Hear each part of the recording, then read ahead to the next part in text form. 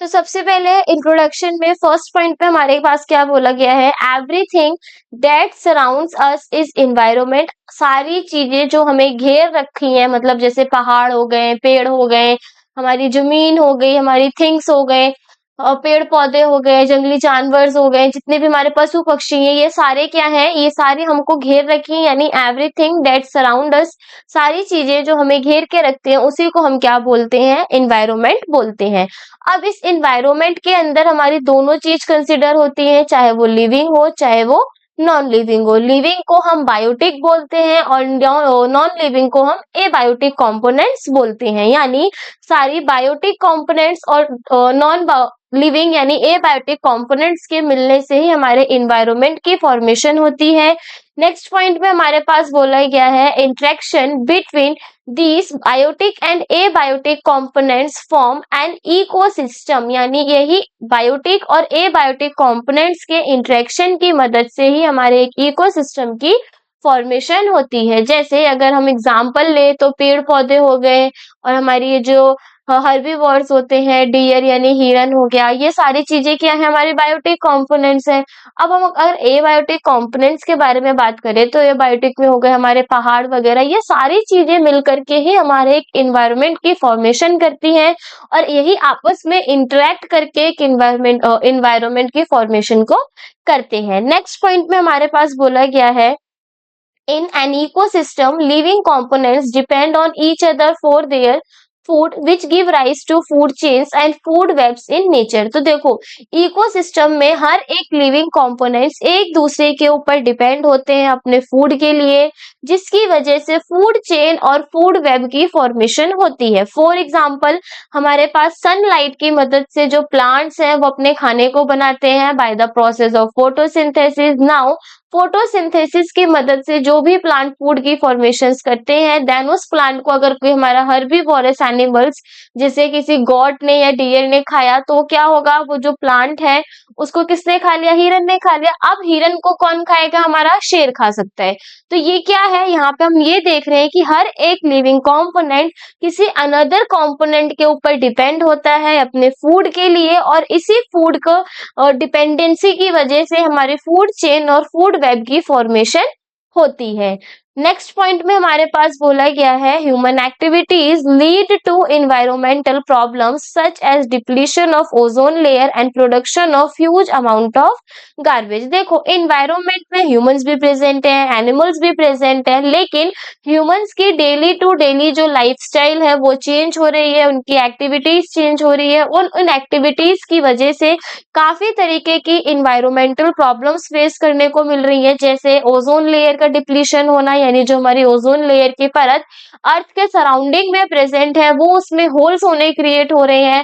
Next है huge amount of garbage disposal, यानी जितना ज्यादा फैक्ट्रीज की डेवलपमेंट होगी उतनी ज्यादा ह्यूमन एक्टिविटीज इंक्रीज होंगी, और उन्हीं ह्यूमन एक्टिविटीज के इंक्रीज होने की वजह से ज्यादा अमाउंट में गार्बेज यानी कचरे का प्रोडक्शन होता है, जिसे ह्यूमन बींग्स क्या करते हैं, कभी नाली में फेंक देंगे, कभी उसको नदियों में डाल देंगे, यानी जिसकी वजह से हमारी एक्वेटिक ऑर्गेनिज्म की भी लाइफस्टाइल खराब होती है, ह्यूमन की लाइफस्टाइल खराब होती है, क्योंकि हम उसी गंदे पानी को ड्रिंक करते हैं, उसी गंदे पानी को अपने डेली लाइफ के लाइफ में यूज करते हैं, तो उससे काफी तरीके की प्रॉब्लम्स क्रिएट होती है, डिजीजेस क्रिएट होती हैं। तो इस इन्वायरमेंट के चैप्टर में हम पहले इन्वायरमेंट के बारे में पढ़ेंगे, देन इन्वायरमेंट में क्या क्या चीजें हो रही हैं उसके बारे में पढ़ेंगे, और किस तरीके से ह्यूमन एक्टिविटीज की वजह से हमारे एनवायरनमेंट में हमें प्रॉब्लम्स देखने को मिल रही हैं, और हम किस तरीके से उस प्रॉब्लम को कम कर सकते हैं, इन सारे टॉपिक्स को डिस्कस करेंगे। तो ये हो गया हमारा इस चैप्टर का जो ओवरव्यू है वो सब कुछ।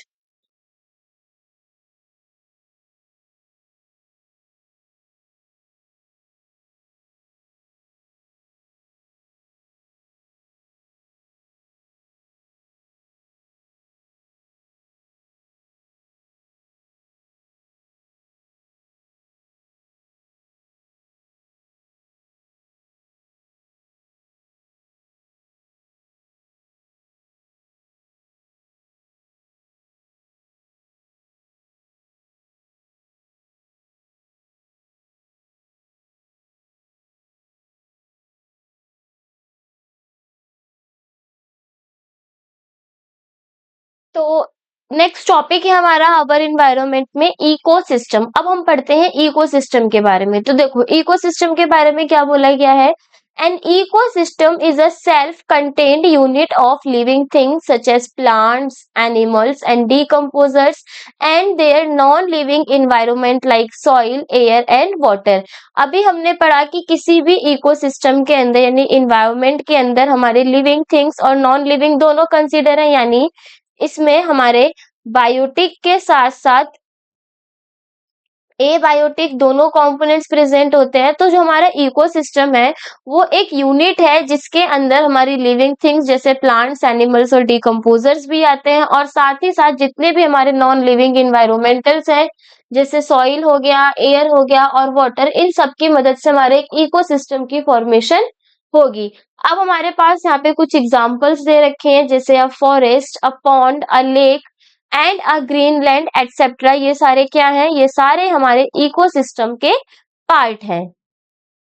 Now, in an ecosystem, energy and matter are continuously exchanged between living and non-living components। ये बोला गया है कि इकोसिस्टम के अंदर जो हमारे एनर्जी और मैटर का एक्सचेंज होता है वो कॉन्टिन्यूसली एक्सचेंज होते रहते हैं लिविंग और नॉन लिविंग कंपोनेंट्स के बीच में। जैसे प्लांट्स क्या करेंगे, वाटर की मदद से सॉइल के अंदर से वाटर को एब्जॉर्ब करेंगे जिससे वो अपने फोटोसिंथेसिस का प्रोसेस करेंगे, जिसमें वो सनलाइट का भी यूज करेंगे, सॉइल का भी यूज करेंगे, वाटर का भी और एयर में प्रेजेंट कार्बन डाइऑक्साइड का भी। तो यहाँ पे क्या हो रहा है, यहाँ पे कंटिन्यूअसली एनर्जी और मैटर का एक्सचेंज हो रहा है जिसकी वजह से इकोसिस्टम में हमारे लिविंग और नॉन लिविंग कंपोनेंट्स मिल करके एक पर्टिकुलर इंपॉर्टेंट इकोसिस्टम की फॉर्मेशन को करेंगे।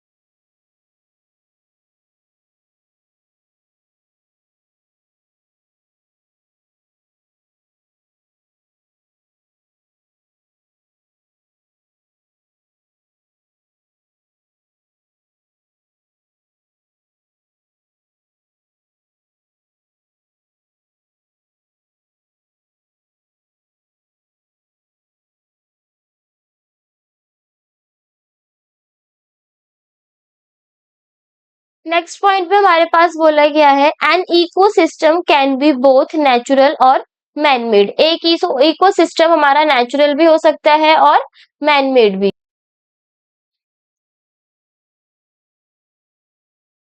यानी एक इकोसिस्टम कैसे, हमारे जो इकोसिस्टम है वो टू टाइप्स का है। एक है हमारा natural ecosystem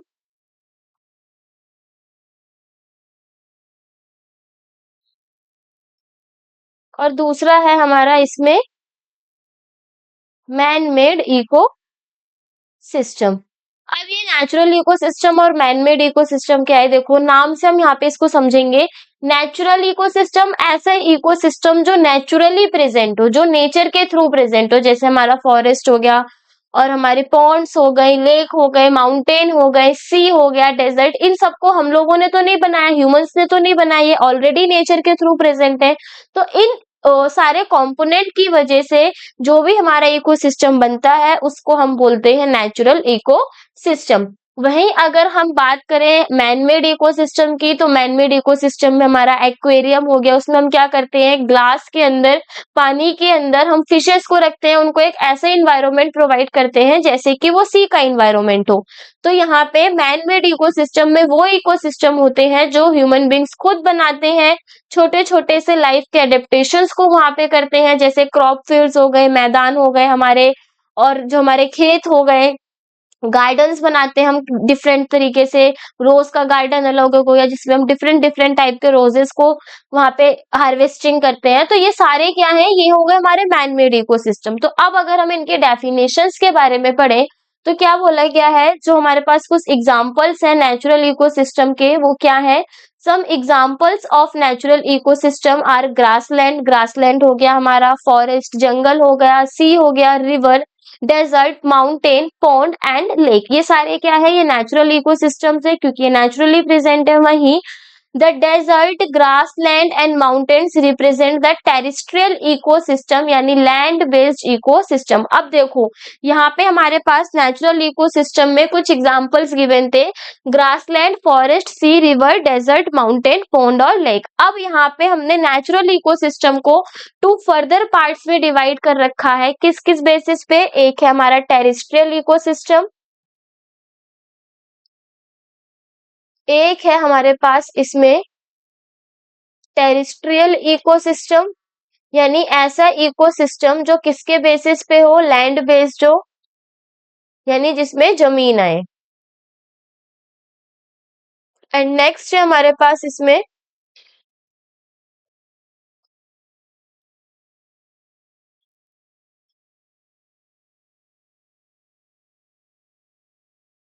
aquatic eco system. Aquatic ecosystem जो कौन से बेस्ड हो? वाटर बेस्ड हो।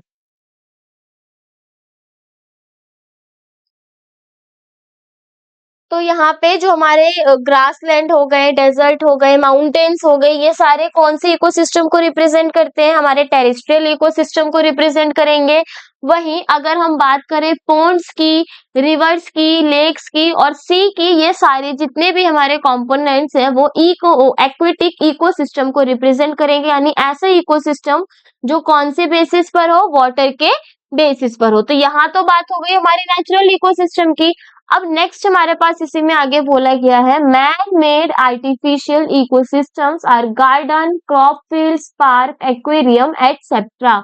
यानी मैन मेड आर्टिफिशियल इकोसिस्टम में वो सिस्टम्स आते हैं जो हम खुद बनाते हैं, जो मैन खुद बनाता है, जैसे क्रॉप फील्ड्स हो गए, गार्डन हो गए और हमारे पार्क हो गए।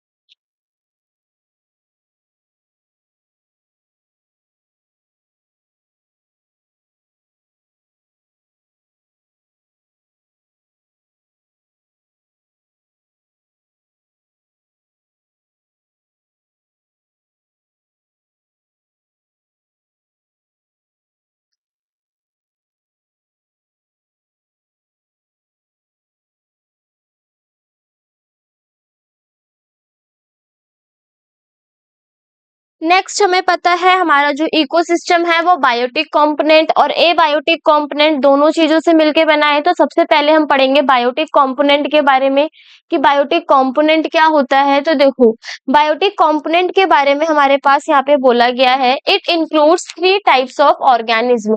एक बायोटिक कंपोनेंट के अंदर हमारे पास थ्री टाइप के ऑर्गेनिज्म इंक्लूड होते हैं, प्रोड्यूसर्स हो गए, कंज्यूमर्स हो गए एंड डीकम्पोजर्स हो गए। तो सबसे पहले it includes three types of organism. First है हमारे पास इसमें प्रोड्यूसर्स। तो जितने भी हमारे ग्रीन प्लांट्स होते हैं, यानी all green plants, blue-green algae can produce their food, sugar and starch from inorganic substance using light energy यानी photosynthesis. Therefore, all green plants are called producers. They are also called autotrophs. तो देखो जब हमने chapter number 6 वो पढ़ा था life process वाला chapter number 5, उसमें हमने autotrophs, heterotrophs, saprotrophs, parasitics, holozoic nutrition के बारे में पढ़ा था। तो प्रोड्यूसर को ही हम ऑटोट्रॉप्स बोलते हैं। क्यों? क्योंकि प्रोड्यूसर्स के अंदर हमारे सारे ग्रीन प्लांट्स आते हैं, जैसे जो हमारे इसमें एग्जांपल दे रखा है वो है ब्लू ग्रीन एल्गी का, कि जो ब्लू ग्रीन एल्गी है वो अपना खाना खुद बनाती है इनऑर्गेनिक सब्सटेंस का यूज करके, लाइट एनर्जी का यूज करके, यानी फोटोसिंथेसिस के मदद से वो शुगर एंड स्टार्च की फॉर्मेशन करती है। और ऐसे प्लांट्स, ऐसे ग्रीन प्लांट्स जो अपना खाना खुद बनाते हैं उन्हें हम बोलते हैं प्रोड्यूसर्स, और इन्हीं को हम क्या बोलते हैं? ऑटोट्रॉप्स भी बोलते हैं।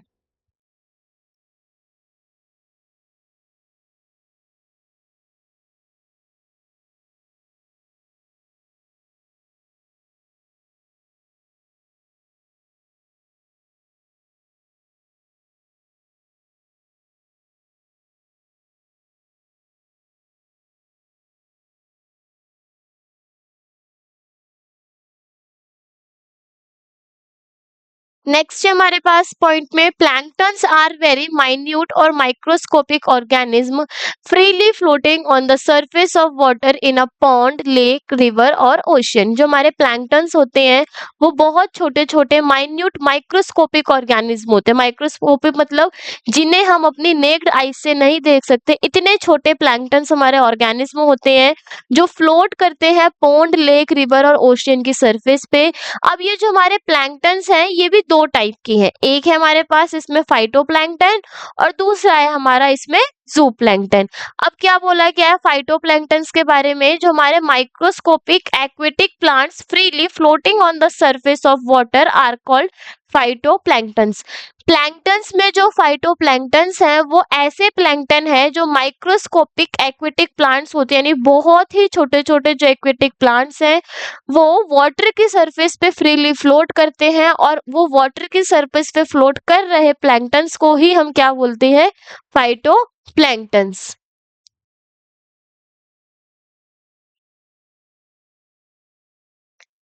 नेक्स्ट पॉइंट है हमारा इसमें the microscopic aquatic animals freely floating on water are called zooplanktons. तो देखो फाइटोप्लैंक्टन्स और जूप्लैंक्टन्स का डिफरेंस क्या आ गया। फाइटो ऐसे प्लैंक्टन जो फाइटो यानी वाटर पे फ्लोट करें, और जू यानी ऐसे एनिमल्स, ऐसे माइक्रो ऑर्गेनिज्म एनिमल्स जो हमारे एक्वेटिक सॉरी जो हमारे माइक्रोस्कोपिक एक्वेटिक एनिमल्स हैं वो वाटर पे फ्लोट करेंगे, उन्हें हम बोलेंगे जूप्लैंक्टन। जैसे हमारे पास दे रखा है the freely floating protozoa are an example of zooplankton. एक फ्रीली फ्लोटिंग जो प्रोटोजोआ है वो हमारा जूप्लैंक्टन का क्या है, एक एग्जाम्पल है।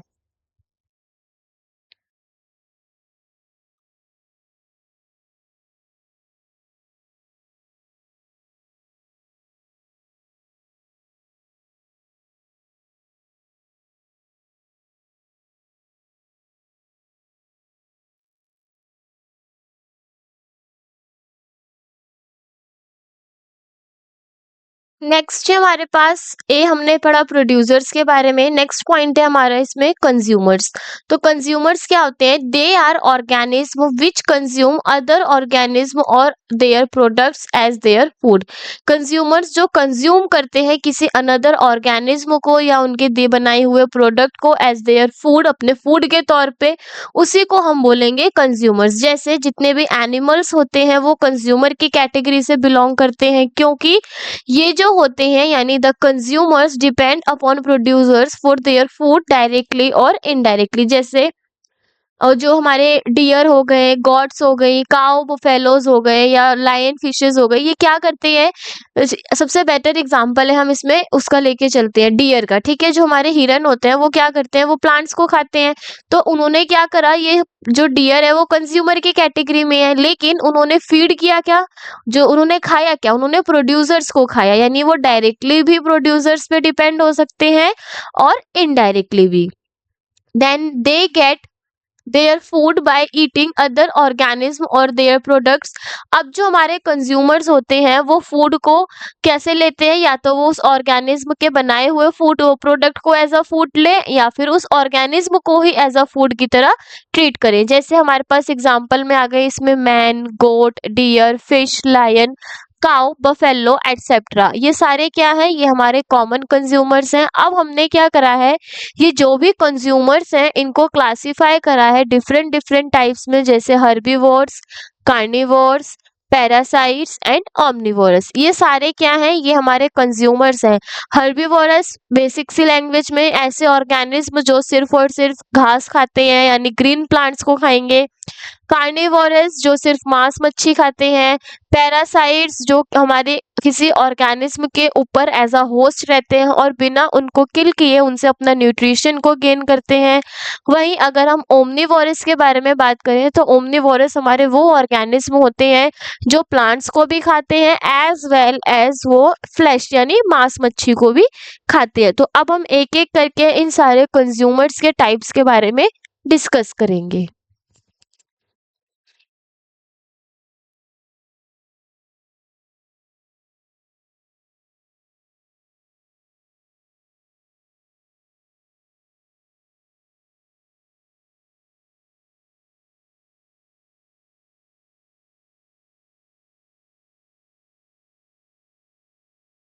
फर्स्ट है हमारे पास इसमें हर्बीवोरस। हर्बीवोरस क्या होते हैं? दीज आर ऑर्गेनिज्म या फिर animals which get their food by eating the producers और प्लांट डायरेक्टली, यानी ऐसे ऑर्गेनिज्म जो अपना फूड गेन करते हैं डायरेक्टली प्रोड्यूसर्स को, जो हमारे प्रोड्यूसर्स होते हैं उनको खा करके, उन्हीं को हम बोलेंगे herbivorous. Herbivorous are also called first order consumer. Herbivorous को हम फर्स्ट ऑर्डर कंज्यूमर भी बोलते हैं क्योंकि ये फर्स्ट ऐसे ऑर्गेनिज्म होते हैं जो प्रोड्यूसर को ईट करते हैं, यानी प्रोड्यूसर को एज अ फूड गेन करते हैं। अब हमारे पास कुछ एग्जांपल हैं हर्बीवोरस के, वो क्या है? जैसे डियर हो गया यानी हिरन, रैबिट हमारा खरगोश, रैट, चूहा, स्क्विरल, गॉट, कैटल, ये सारे ऐसे ऑर्गेनिज्म हैं जो हर्बीवोरस मोड ऑफ न्यूट्रिशन को गेन करते हैं, यानी सिर्फ और सिर्फ प्लांट्स को यानी प्रोड्यूसर्स को ही खाएंगे।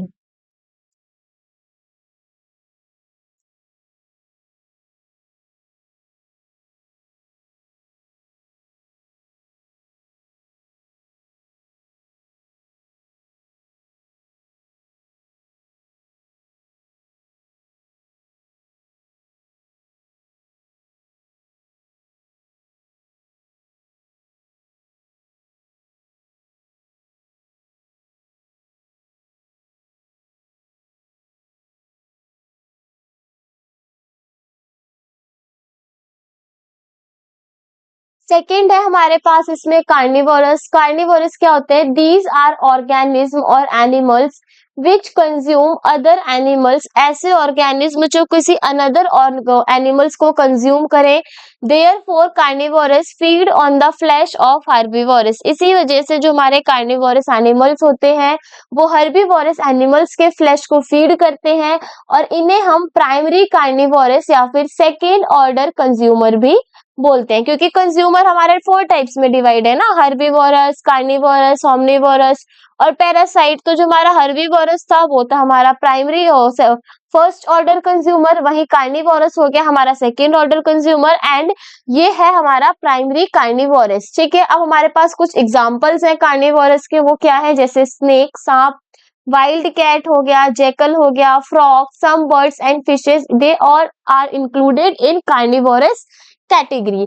अब ऐसे एनिमल्स यानी these are there are animals which prey upon primary carnivorous, ऐसे भी कुछ एनिमल्स हैं जो प्राइमरी कार्निवोरस में के प्रे होते हैं यानी शिकार होते हैं, शिकार करते हैं, उन्हें हम बोलते हैं सेकेंड ऑर्डर कंज्यूमर और थर्ड ऑर्डर कंज्यूमर, जिसे हम बोलते हैं सेकेंड ऑर्डर कंज्यूमर या फिर थर्ड ऑर्डर कंज्यूमर। जैसे एग्जांपल में हमारे पास owl, peacock, tiger, lion are some second order carnivorous and may be eaten by third order carnivorous. ये हमारे सेकेंड ऑर्डर के कार्निवोरस हैं, लेकिन हो सकता है इन्हें कोई थर्ड ऑर्डर का कार्निवोरस भी खा सके। जैसे अगर हम बात करें, यहाँ पे आउल है, आउल को हो सकता है कोई अनदर जो बड़ा जानवर है वो इसको खा ले, तो ये क्या कहलाएंगे? जो बड़े से जानवर होंगे जो इनको खाएंगे उन्हें हम बोलेंगे थर्ड ऑर्डर कार्निवोरस, और जो आउल है उसको फीड किया जा रहा है, तो जिसको फीड किया जाएगा उसे हम बोलेंगे इसमें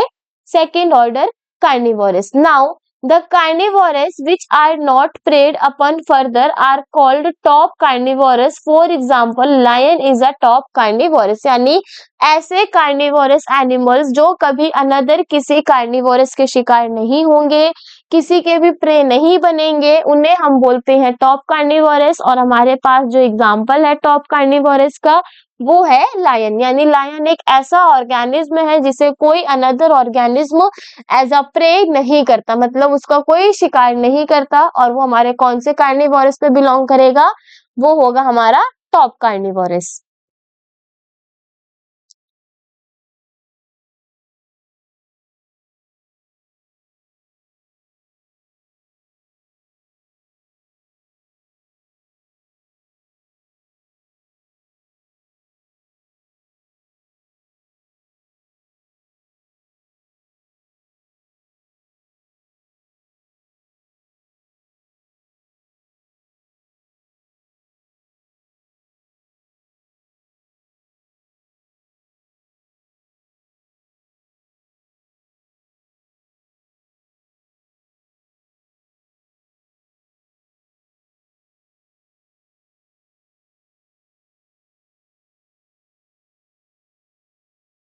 थर्ड है हमारे पास इसमें omnivorous। omnivorous के बारे में क्या बोला गया है? The organism which feed on both plants and animals are called omnivorous। ऐसे ऑर्गेनिज्म जो प्लांट्स और एनिमल्स दोनों को फीड करें, दोनों को खाएं, उन्हें हम बोलते हैं omnivorous। Human beings are common example of omnivorous because they eat both plants and animal products. जो हमारे ह्यूमन बीइंग्स हैं उन्हें हम omnivorous बोलते हैं। क्यों?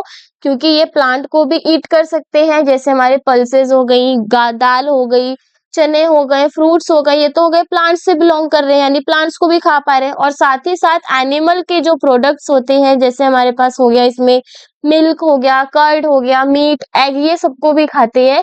तो जो एनिमल्स प्रोडक्ट्स और जो हमारे प्लांट प्रोडक्ट्स है, दोनों को खाएं, उन्हें हम बोलते हैं omnivorous।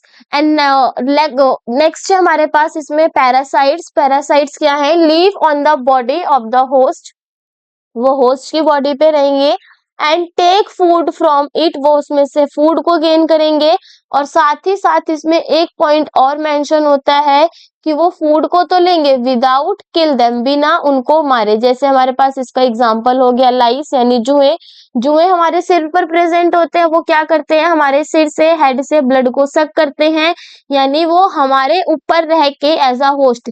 होस्ट का मतलब समझ लो यहाँ पे एज अ किराएदार। ठीक है, तो ये जो हमारे जो जुए हैं वो सिर के ऊपर रहेंगे। वो क्या करते हैं? वो हमारे हेड से ही ब्लड को सक करते हैं, खून को चूसते हैं, जिससे वो अपने को फूड को गेन कर रहे हैं। लेकिन उस फूड को गेन करने से कभी भी किसी ऑर्गेनिज्म की डेथ नहीं होती। तो यहाँ पे पैरासाइट्स क्या हो गए? वो बॉडी पर एज अ होस्ट रहते हैं, उनसे अपना फूड गेन करते हैं, लेकिन बिना उनको किल किए। तो एनिमल्स में हो गया हमारा एग्जाम्पल लाइस, और जो हमारा कसकटा है वो एग्जाम्पल हो गया प्लांट्स के केस में, कि जो कसकटा है वो अमरबेल के पौधे के साथ क्या करता है? पैरासाइटिक न्यूट्रिशन को शो करता है।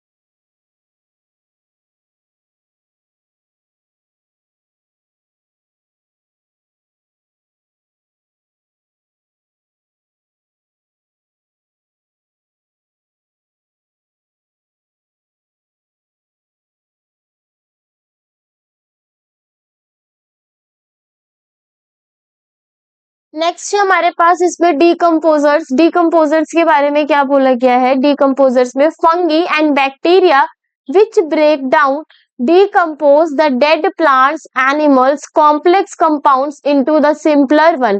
decomposers क्या होते हैं? जो हमारे फंगी हो गई, बैक्टीरिया हो गई, ये क्या करते हैं? ये जो भी हमारे डेड प्लांट्स होते हैं, ये एनिमल्स होते हैं, वो जो कॉम्प्लेक्स कंपाउंड होते हैं उनको डिकम्पोज करते हैं, सड़ाते हैं, उनको ब्रेक डाउन करते हैं, उनको तोड़ते हैं, और किस फॉर्म में चेंज कर देंगे? सिंपलर वन फॉर्म में चेंज कर देंगे। And the decomposers help in the replacement of natural resources. Decomposers को यूज किया जाता है रिप्लेसमेंट ऑफ नेचुरल रिसोर्सेज के पर्पस में। And these are also known as micro organism और saprotrophs. And these are also called reducers. इनको हम reducers भी बोलते हैं। रिड्यूसर्स बोलने का तो सीधा सा रीजन ये है कि ये क्या करेंगे, जितने भी हमारे डेड ऑर्गेनिज्म होंगे, प्लांट्स होंगे, उनके कॉम्प्लेक्स कंपाउंड को किसमें रिड्यूस करते हैं, घटा के, मतलब बड़े बड़े पार्टिकल्स को घटा घटा करके छोटे छोटे पार्टिकल्स में सिंपल वन में कन्वर्ट करते हैं, रिड्यूस करते हैं। इसी वजह से हम डिकम्पोजर्स को रिड्यूसर्स भी बोलते हैं।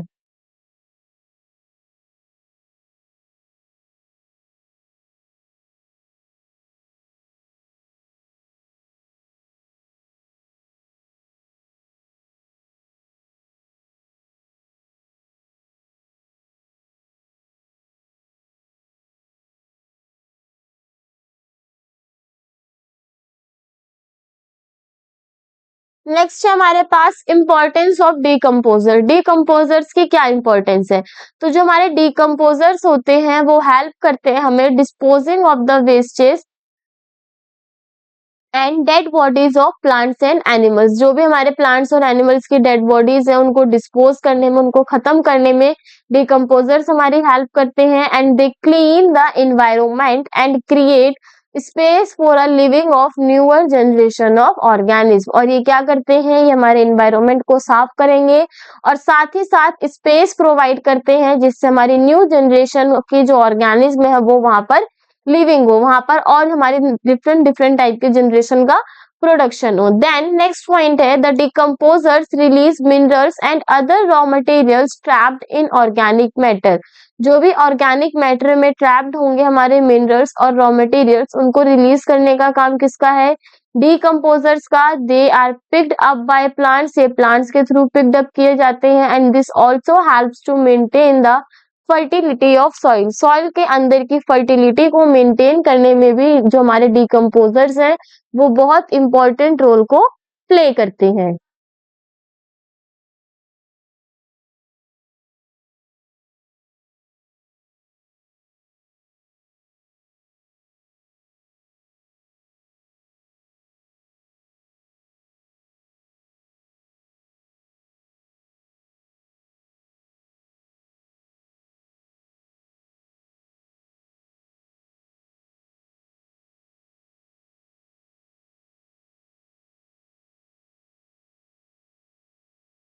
नेक्स्ट पॉइंट में हमारे पास बोला गया है the decomposers produce some acids which are useful in solubilisation of some minerals. हमारे जो डिकम्पोजर्स हैं वो कुछ एसिड्स को भी रिलीज करते हैं जो यूजफुल होते हैं, जो हमारे मिनरल्स प्रेजेंट होते हैं उनकी सॉल्युबलाइजेशन के लिए। नेक्स्ट पॉइंट में हमारे पास बोला गया है decomposers help in recycling the materials in the biosphere so that the process of life may go on like an unending chain. जो हमारे डिकम्पोजर्स हैं वो मटेरियल्स की रिसाइकलिंग में भी हेल्प करते हैं बायोस्फीयर के अंदर, जिसकी वजह से जो लाइफ होती है, मतलब प्रोसेस ऑफ लाइफ होगी वो मेगो हो जाएगी, मतलब आगे की तरफ प्रोसीड होती रहेगी। क्योंकि हम क्या कर रहे हैं, रिसाइकिल कर रहे हैं। एक चीज बनी उसको वो हमारी रीयूज होगी, देन उसको रिसाइकिल करके हम दोबारा से कुछ चीज नहीं बना सकते हैं। तो उस रिसाइकलिंग करने से जो हमारी चेंज है उसकी एंडिंग नहीं होती है और हमारा जो बायोस्फीयर है उसके मटेरियल्स रीयूज में भी आ जाते हैं।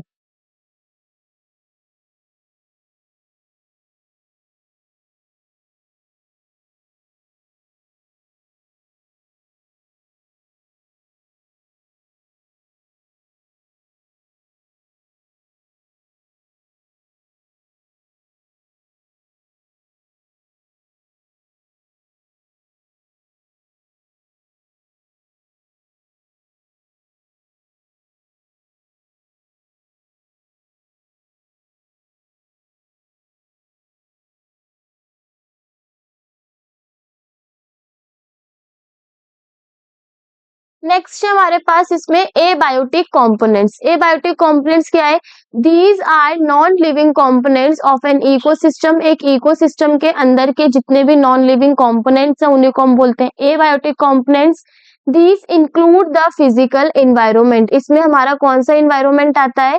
Physical environment आता है. Edaphic factors like soil texture, topography, water and air. तो जो भी हमारे edaphic factors हैं, जैसे soil का texture हो गया, topography हो गया, water, air, ये सब भी हमारे किस में consider होते हैं? Abiotic components में. Now, inorganic substances like carbon dioxide, nitrogen, oxygen, water, phosphorus, sodium, potassium and calcium, these are involved in the cycle of material in the ecosystem. मतलब जितने भी हमारे इनऑर्गेनिक सब्सटेंस है, जैसे कार्बन डाइऑक्साइड, पोटेशियम, कैल्शियम, ये सारे involve होते हैं cycle of materials in the ecosystem के अंदर. अब हमारे पास इसमें कुछ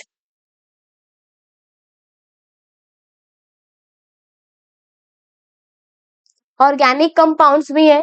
ऑर्गेनिक कंपाउंड्स जैसे प्रोटीन्स हो गया, carbohydrates, lipids, and these largely form the living body and link the abiotic and biotic components. ये सारे organic compounds linked up होते हैं एक दूसरे से. ये सब क्या करेंगे? हमारे biotic components और abiotic components को एक साथ लिंक कराएंगे.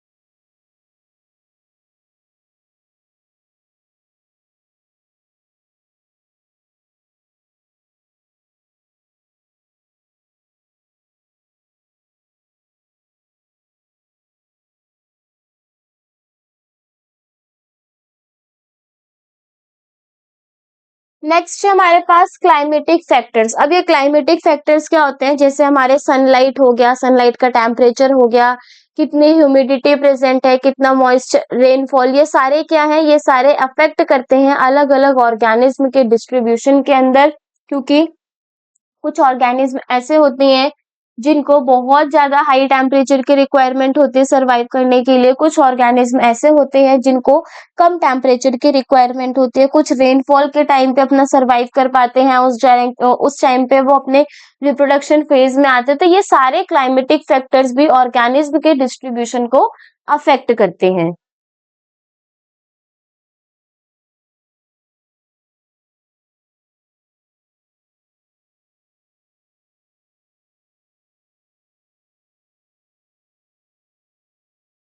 Now functions of ecosystem. क्या फंक्शंस है इकोसिस्टम के? तो ecosystem indicates available solar energy and the efficiency of an ecosystem to trap the same. जो हमारे इकोसिस्टम है वो इंडिकेट करते हैं सोलर एनर्जी का अवेलेबल को, एंड एफिशिएंसी बताते हैं किसी भी इकोसिस्टम की.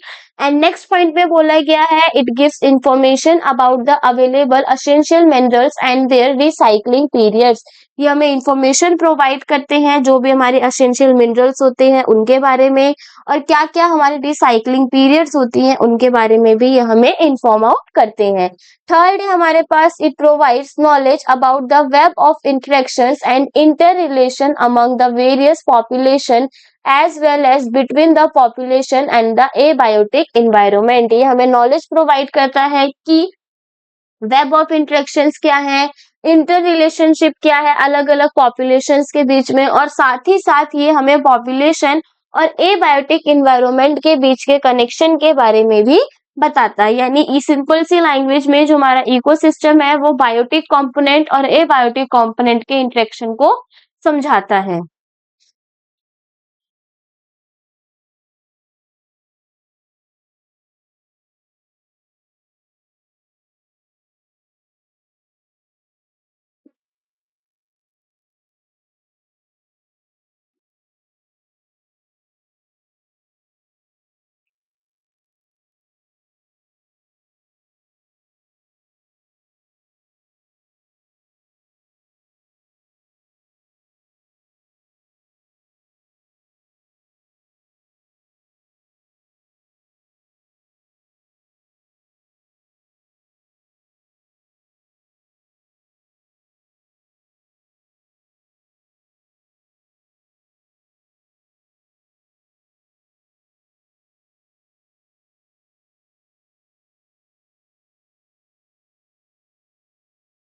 नेक्स्ट पॉइंट में हमारे पास बोला गया है it helps human beings to know about conservation of resources.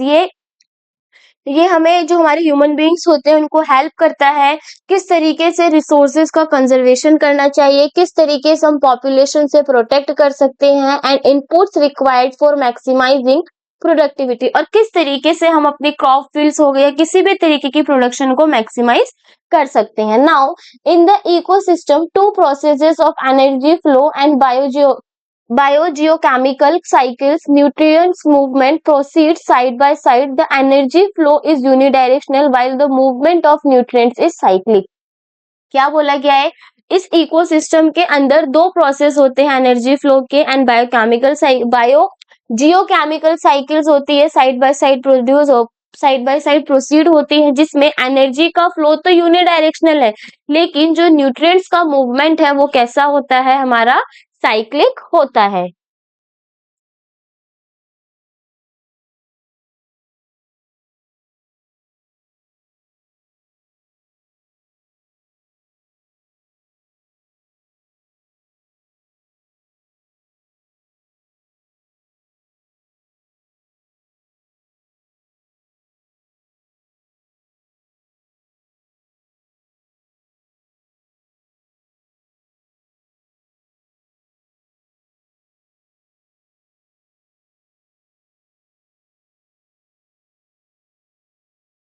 Next topic है हमारा फूड चेन। अब हम पढ़ेंगे फूड चेन के बारे में। तो फूड चेन क्या है, the sequence of living organism in a community in which one organism consumes another organism to transfer food energy is called a food chain.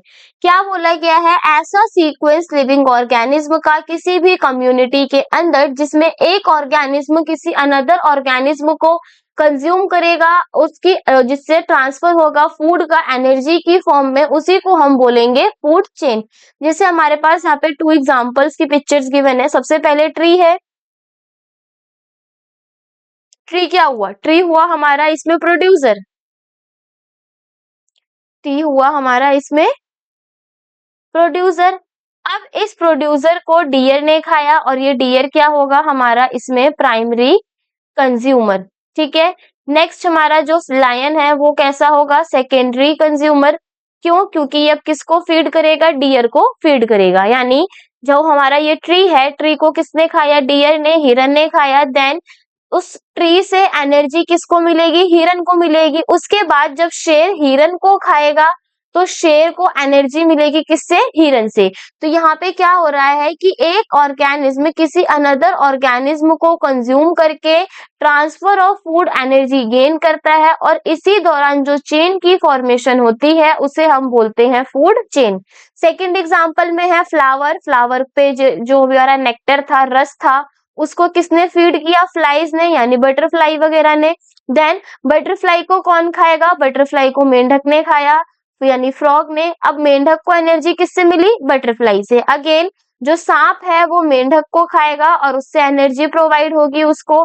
उसके बाद जो हमारी ईगल है, ईगल किसको खाएगी, स्नेक को खाएगी, जिसकी वजह से उसको एनर्जी मिलेगी। तो यहाँ पे हम क्या देख रहे हैं, एनर्जी का ट्रांसफर हो रहा है एक ऑर्गेनिज्म से दूसरे ऑर्गेनिज्म के अंदर, जब वो एक ऑर्गेनिज्म किसी अनदर ऑर्गेनिज्म को कंज्यूम करते हैं, और इस दौरान जो चेन बन रही है उसको हम क्या कह रहे हैं, फूड चेन बोलते हैं।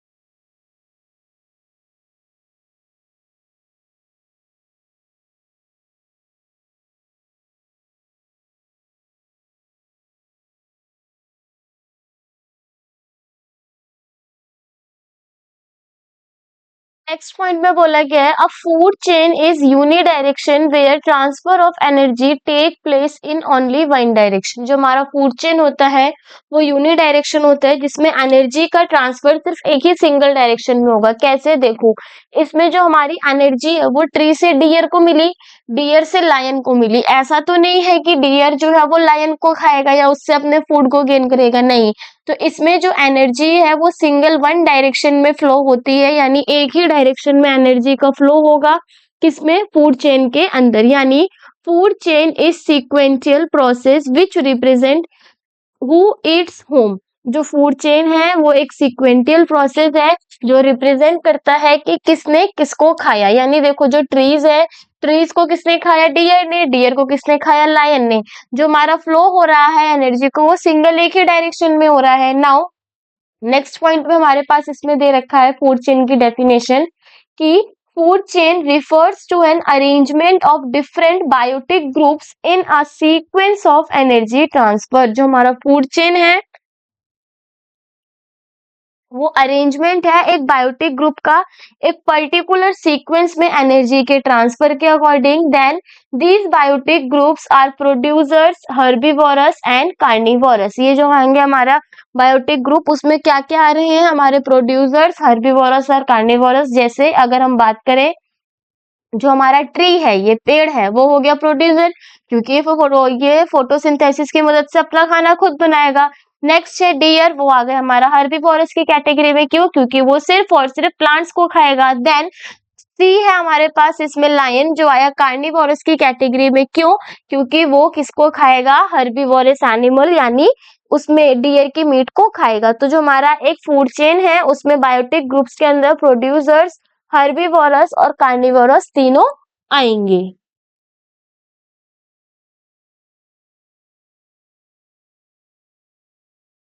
नेक्स्ट टॉपिक है हमारे पास एग्जांपल्स ऑफ फूड चेन्स। अभी हमने फूड चेन के बारे में पढ़ा, अब हमारे पास यहाँ पे कुछ एग्जांपल्स है फूड चेन के। तो सबसे पहले क्या बोला गया है, simple food chain operating in a grass land और फॉरेस्ट। जो हमारी सिंपल फूड चेन है वो हमें ग्रास लैंड और फॉरेस्ट में देखने को मिलेगी। जैसे ग्रास हो गया हमारा प्रोड्यूसर, प्रोड्यूसर को किसने खाया, डियर ने, जो हो गया हमारा हर्बीवोरस। देन हर्बीवोरस को कौन खाएंगे, carnivorous, for example lion. Next हमारे पास दे रखा है पॉइंट में, in this food chain grass represent the producer. जो हमारा ग्रास है वो प्रोड्यूसर को रिप्रेजेंट कर रहा है, जिसमें ये है हमारा first trophic level. Grass synthesise their own food by the process of photosynthesis. जो ग्रास है वो अपना खाना खुद बनाएगा, कौन से प्रोसेस के थ्रू, फोटोसिंथेसिस के through. Now grass is eaten up by deer. Grass को किसने खाया, डियर ने, जो रिप्रेजेंट करता है हर्बीवोरस को और प्राइमरी कंज्यूमर्स को। Now deer in turn is consumed by lion. जो हमारा डियर है वो किसके थ्रू कंज्यूम किया जाएगा, लायन के थ्रू, जिसमें जो लायन है वो हमारा कार्निवोरस है और एज अ सेकेंडरी कंज्यूमर यहाँ पे बिहेव कर रहा है। नेक्स्ट है हमारे पास, देखो यहाँ पे पॉइंट में, अ food chain is grassland which has 4 steps. Is जो हमारी फूड चेन है ग्रासलैंड में, उसके 4 स्टेप्स दे रखे हैं। सबसे पहला ग्रास, जो प्रोड्यूसर है जो अपना खाना खुद बनाएगा, देन उस ग्रास को इंसेक्ट्स खाएंगे, तो वो हो जाएंगे हमारे हर्बीवोरस। देन उस हर्बीवोरस इंसेक्ट्स को फ्रॉग खाएगा, जो फ्रॉग होगा हमारा कार्निवोरस, क्योंकि वो किसी इंसेक्ट के फ्लैश को खा रहा है। नाउ फ्रॉग को हमारा अनदर कार्निवोरस खाएगा, जिसे हम बोलेंगे ईगल, जो होगा हमारा इसमें सेकेंडरी कार्निवोरस। तो फूड चेन में हर एक ऑर्गेनिज्म को दूसरा ऑर्गेनिज्म फीड अप करता है, जिससे हमारी एनर्जी का फ्लो होता है सिंगल वन डायरेक्शन में, जिसे हम बोलते हैं unidirection flow of energy.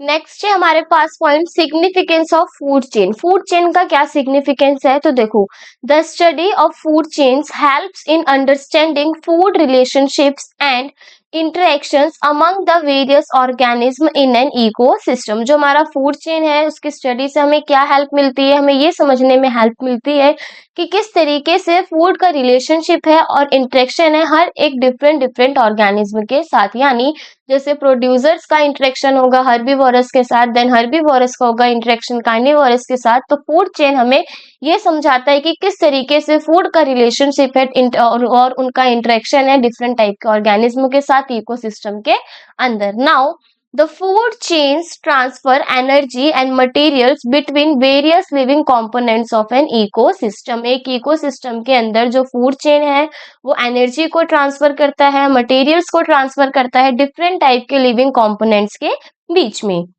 The food chains transfer energy and materials between various living components in an ecosystem और बायोस्फीयर। जो हमारा फूड चेन है वो एनर्जी को ट्रांसफर कर रहा है बायोस्फीयर के अंदर। साथ ही साथ जो फूड चेन है गिव्स डायनामिसिटी टू एन इकोसिस्टम और बायोस्फीयर। जो हमारा फूड चेन है वो डायनामिसिटी देता है किसी एक इकोसिस्टम को या बायोस्फीयर को। And movement of toxic substances like pesticides, weedicides, etc. through food chains can prove very harmful। एक चीज और, फूड चेन में क्या हो रहा है कि हर एक ऑर्गेनिज्म अनदर ऑर्गेनिज्म से अपने फूड को गेन कर रहा है। तो जो हमारे टॉक्सिक सब्सटेंसेस होंगे जैसे पेस्टिसाइड्स हो गया, वेडिसाइड्स हो गया, ये भी हो सकता है टॉक्सिक सब्सटेंसेस फूड चेन के थ्रू हर एक ट्रॉपिक लेवल से अनदर ट्रॉपिक लेवल में जाए, जो हमारे लिए बहुत ज्यादा हार्मफुल है। क्योंकि वीडिसाइड्स और पेस्टिसाइड्स ऑलरेडी हार्मफुल होते हैं। मानो वो वीडिसाइड्स और पेस्टिसाइड्स डियर के अंदर गए तो डियर के लिए हार्मफुल हुआ। देन उस डियर को अगर लायन ने खाया तो वो लायन के लिए भी हार्मफुल हुआ। तो जो वीडिसाइड्स और पेस्टिसाइड्स या फिर कोई भी टॉक्सिक सब्सटेंस का जो मूवमेंट होता है फूड चेन के थ्रू वो हार्मफुल होता है।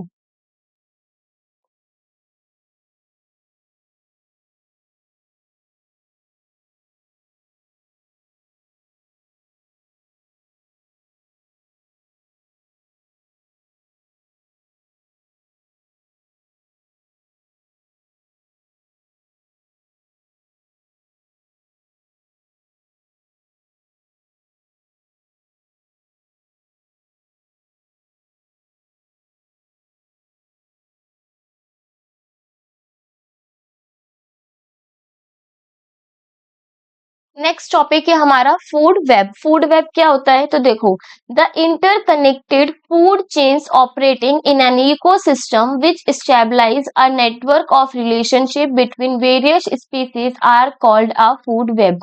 वेब का मतलब क्या होता है, जाल। तो फूड वेब क्या है, जिसमें बहुत सारी फूड चेन्स आपस में आकर इंटरकनेक्ट होंगी किसी भी इकोसिस्टम के अंदर, जिसमें रिलेशनशिप देखने को मिलेगा डिफरेंट टाइप की स्पीशीज के बीच में, उसे हम बोलेंगे फूड वेब। तो देखो, सबसे पहले यहाँ पे हम पिक्चर पे ध्यान देंगे। तो पिक्चर में हमने देखा जो प्लांट है उस प्लांट को किसने खाया, ग्रास हॉपर ने। यानी ग्रास हॉपर ने अपना फूड प्लांट से लिया। देन उस ग्रास हॉपर को कोई एक बर्ड आई, वो खा करके चली गई। तो बर्ड ने किससे न्यूट्रिशन लिया, अपना ग्रास हॉपर से। देन उस बर्ड को कौन खा गया, फॉक्स खा गया।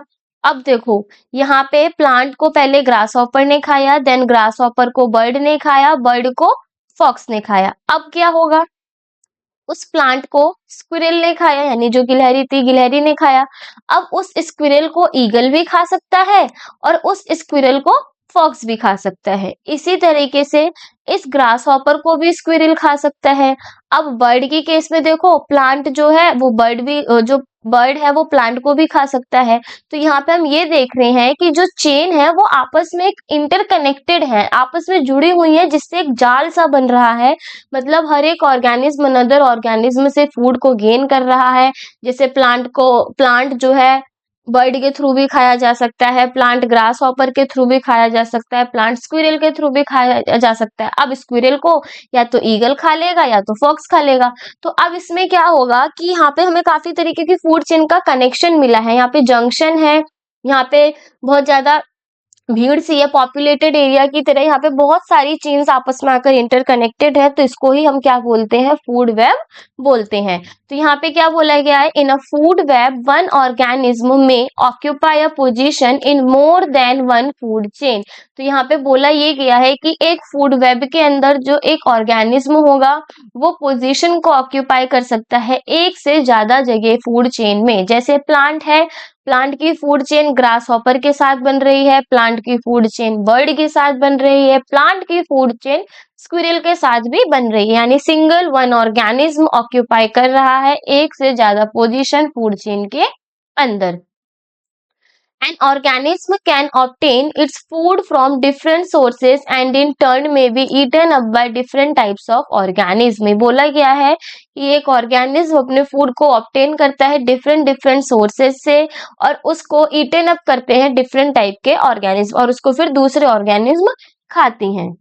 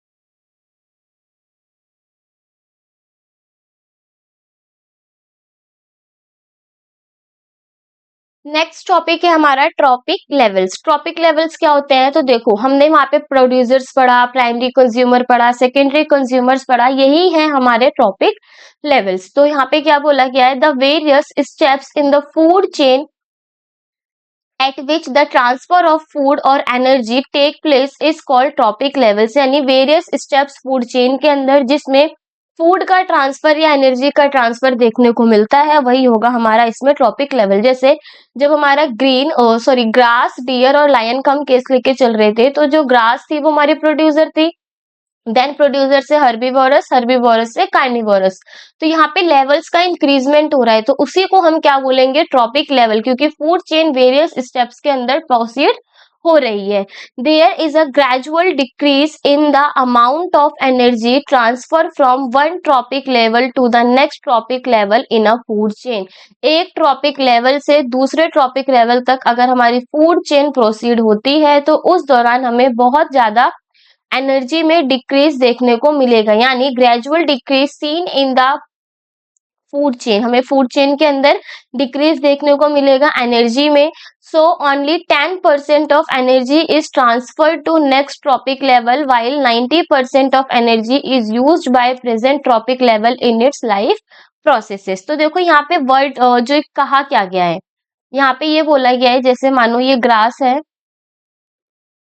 इस ग्रास को किसने खाया था, डियर ने, देन डियर को कौन खा रहा था, लायन खा रहा था। ठीक है, अब जो ग्रास है, ग्रास के पास अभी उसकी कितने परसेंट एनर्जी है, 100% एनर्जी है। देन जब उस ग्रास को डियर यानी हिरन खाएगा तो उस पे जो डियर के पास है उसको ग्रास से सिर्फ 10% एनर्जी ही मिलनी है, बाकी की जो 90% एनर्जी बचेगी वो क्या होगी, वो ग्रास अपने लाइफ प्रोसेस में यूज कर लेगी। इसी तरीके से नाउ जो 10% उससे एनर्जी मिली है ग्रास से डियर को, वो तो मिली मिली, नाउ डियर के पास टोटल कितनी परसेंट एनर्जी होगी, उसकी खुद की 100%। लेकिन जैसे ही लायन डियर को खाएगा तो लायन को डियर से सिर्फ 10% एनर्जी मिल रही है, बाकी की जो 90% एनर्जी है डियर अपने लाइफ प्रोसेस में यूज करेगा। तो यहाँ पे ये बोला गया है जैसे जैसे ट्रॉपिक लेवल इंक्रीज होगा वैसे वैसे 10% ऑफ एनर्जी डिक्रीज होती है पहली वाली एनर्जी के कंपैरिजन में।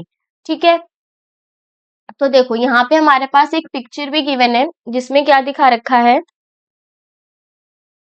जिसमें है हमारे पास प्रोड्यूसर्स यानी क्रॉप प्लांट, फसल हो गई, पेड़ हो गए, घास हो गई, फ्लावरिंग प्लांट्स हो गए, ये सारे क्या हैं हमारे प्रोड्यूसर्स जो अपना खाना खुद बनाएँगे bye the process of photosynthesis. इसी वजह से यहाँ पे हमें सन भी दे रखा है, यानी सन की मदद से जो भी हमारे प्रोड्यूसर्स हैं वो अपना खाना खुद बनाएँगे। देन जब वो अपना खाना खुद बनाएँगे तो उसके पास एनर्जी कितनी होगी 100%। 100% एनर्जी के बाद जब इन क्रॉप प्लांट पे, ट्री, ग्रास पे हमारे प्राइमरी कंज्यूमर्स जैसे ग्रास हॉपर, बी हो गया, एंट हो गया, बटरफ्लाई, ये आकर के फीड करेंगे तो उन्हें इस 100% की सिर्फ 10% एनर्जी ही मिलनी है। जैसे अगर हम 100% का 10% निकालेंगे तो वो क्या होगा 100 डिवाइड बाय 100 इंटू में 10 कैंसिल आउट हो जाएगा। कितने परसेंट एनर्जी मिलेगी? सिर्फ और सिर्फ 10% एनर्जी। देन सेकेंडरी कंज्यूमर्स हो गए हमारे रैट, स्पैरो, फ्रॉग, वो इन प्राइमरी कंज्यूमर्स को खाएंगे तो उन्हें भी इस 10% एनर्जी का ही 10% मिलना है। यानी अगर हम 10% का 10% निकालेंगे तो वो क्या होगा 0 से 0 कैंसिल, यानी टोटल कितना बचा 1%। तो इसी तरीके से जैसे-जैसे टर्शरी कंज्यूमर को फिर मिलेगा हमें 0.1% एनर्जी, जो क्वार्टरनरी कंज्यूमर्स होते हैं जैसे उसको मिलेगा 0.01%। तो जैसे हमारी ट्रॉपिक लेवल इंक्रीज हो रही है, हमारी एनर्जी क्या होती है डिक्रीज होती है, यानी एनर्जी लॉस होगी as a form of heat, यानी जो हमारे तो प्रोड्यूसर्स होंगे या कंज्यूमर्स होंगे जो एनर्जी के ट्रांसफर को कर रहे हैं वो 90% एनर्जी अपनी लाइफ प्रोसेस को मेंटेन करने में यूज करते हैं।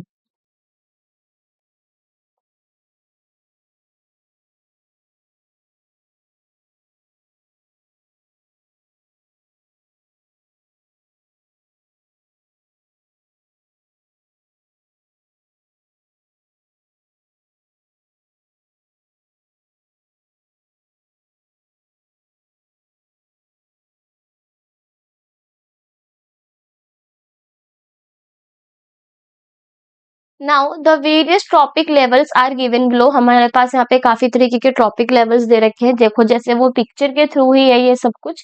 द प्लांट और the producer constitute the first trophic level. जो हमारे प्रोड्यूसर्स हैं या प्लांट्स हैं वो फर्स्ट ट्रॉपिक लेवल को कंस्टिट्यूट करेंगे। जो हर्बीवोरस है या फिर प्राइमरी कंज्यूमर है वो हमारा सेकेंड ट्रॉपिक लेवल में आएगा। नाउ जो कार्निवोरस है या सेकेंडरी कंज्यूमर्स हैं वो हमारे थर्ड ट्रॉपिक लेवल में आएंगे। अब जो लार्ज कार्निवोरस है उन्हें हम बोलेंगे tertiary consumers which feed upon the small carnivorous constitute the fourth trophic level. यानी यहाँ पे जितने भी हमारे ये लेवल्स आए हैं producers, primary consumer, secondary consumer, tertiary consumer और क्वार्टरनरी कंज्यूमर्स, ये क्या है ये हमारे ट्रॉपिक लेवल्स हैं। अब अगर हम इनको नाम लिखें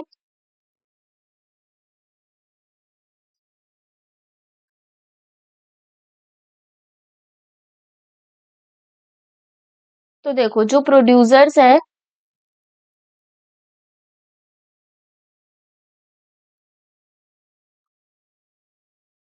वो हो गए हमारे first trophic level. Primary consumers हो जाएंगे हमारे इसमें second trophic level. Secondary consumer हो गए हमारे इसमें third trophic level. Tertiary consumer हो जाएंगे हमारे इसमें fourth trophic level.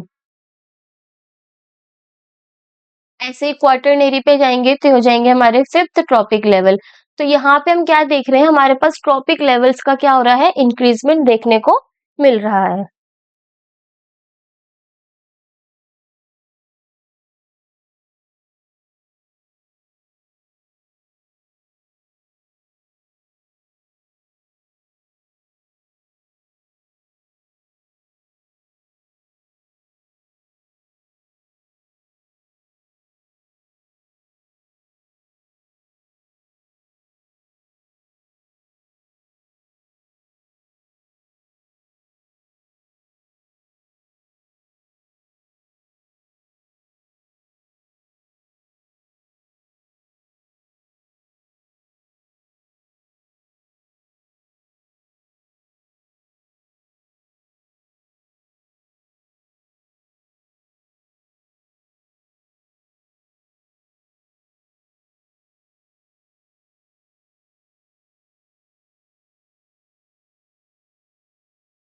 Next topic है हमारा बायोलॉजिकल मैग्निफिकेशन। बायोलॉजिकल मैग्निफिकेशन क्या होता है, तो देखो, the increase in concentration of harmful chemical substances like pesticides in the body of living organism at each trophic level of a food chain is called biological magnification. यानी harmful chemical substance का concentration का increment like pesticides in the body of living organism at each trophic level of a food chain is called biological magnification. जैसे मानो producer है plant, plant के अंदर क्या है, पेस्टिसाइड्स, ठीक है। अब वो पेस्टिसाइड किसी प्राइमरी कंज्यूमर ने खाया, प्राइमरी कंज्यूमर से then secondary consumer, secondary consumer से टर्सरी कंज्यूमर। तो वो हो क्या रहा है उस दौरान ये हो रहा है कि जो भी हमारे केमिकल सब्सटेंस हैं उनकी जो कंसंट्रेशन है वो हर एक ट्रॉपिक लेवल तक बढ़ती चली जा रही है, और फूड चेन के अंदर इसी हार्मफुल केमिकल सब्सटेंस के कंसंट्रेशन के इंक्रीज का फूड चेन के अंदर हमारा क्या कहलाता है, बायोलॉजिकल मैग्निफिकेशन कहलाता है। जैसे maximum concentration of such chemicals get accumulated in human bodies. ज्यादा अमाउंट में इन केमिकल की जो कंसंट्रेशन है वो किसके अंदर देखने को मिलेगी, ह्यूमन बॉडीज के अंदर, क्योंकि जो ह्यूमन बॉडीज है वो सबसे हायर ट्रॉपिक लेवल रीजन में प्रेजेंट होती हैं।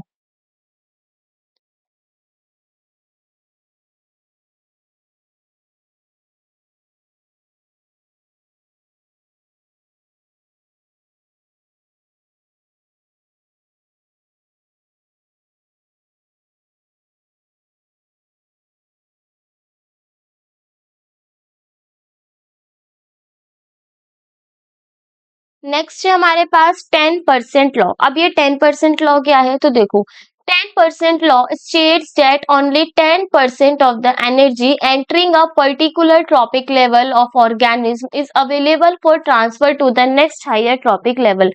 वही चीज सेम देखो जो अभी हमने पढ़ी कि किस तरीके से एनर्जी का फ्लो होगा।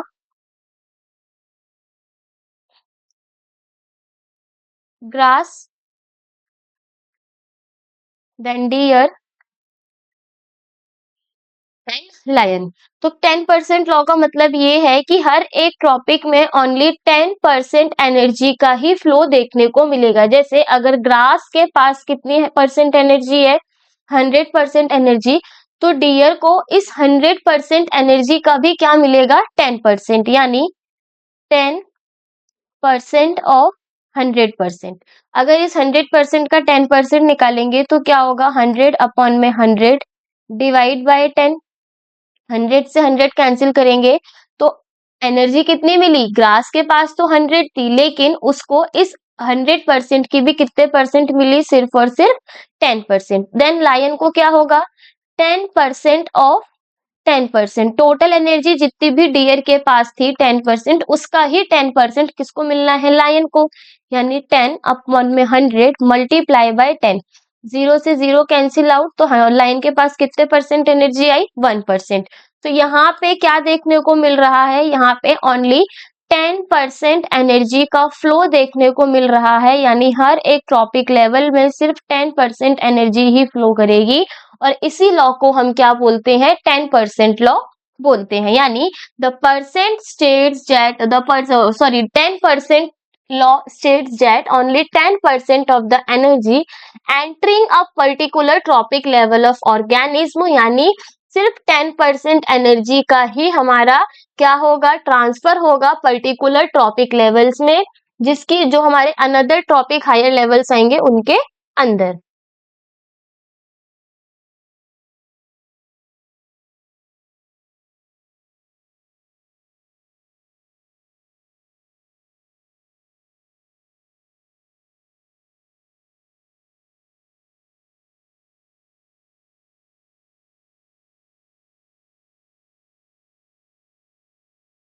अब हमारे पास 10% लॉ का एग्जाम्पल दे रखा है। देखो अभी मैंने ऑलरेडी एक एग्जाम्पल समझाया है और इसमें भी हमारे पास एक एग्जाम्पल गिवन है। क्या बोला गया है, for example suppose 1000 joule of solar energy is received by green plants, then only 1% of solar energy available on earth is utilized by plants. So only 10%, 10 joule यानी 1% of 1000 joule is trapped by plants and the rest 990 joule of energy is lost to the environment, so plants utilize only 10 joule of energy.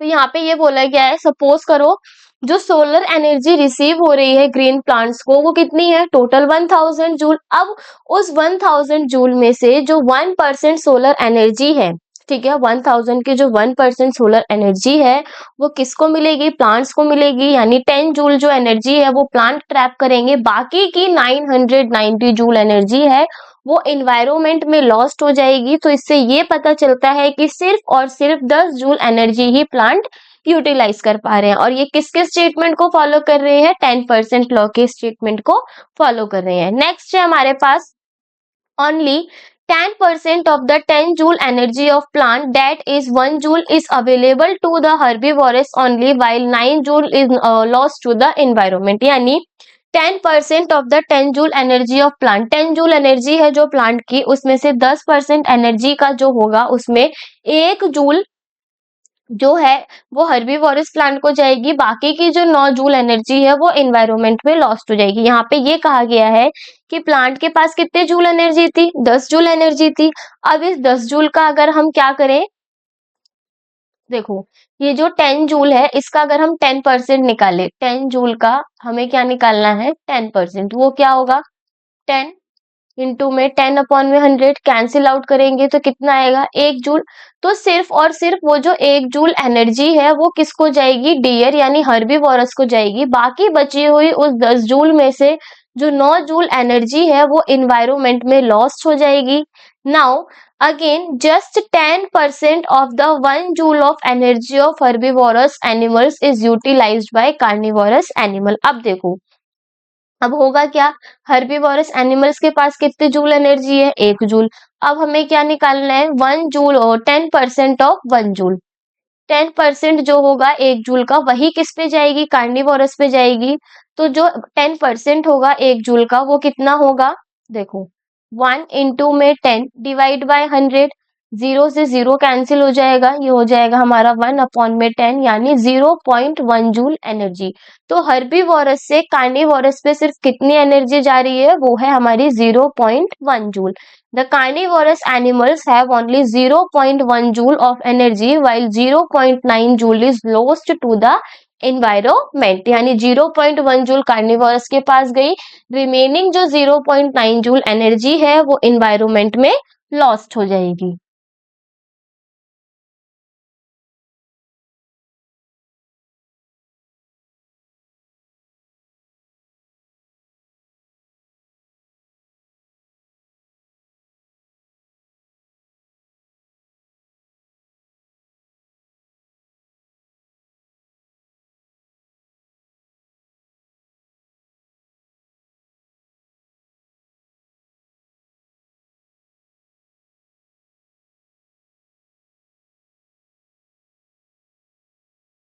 Now हमारे सारे जितने भी environment से related topics थे वो complete हुए। अब हम पढ़ेंगे इन्वायरमेंटल प्रॉब्लम्स के बारे में। तो देखो इन्वायरमेंटल प्रॉब्लम्स के बारे में क्या बोला गया है, सबसे पहले changes in the environment affect us and our activities change the environment around अस।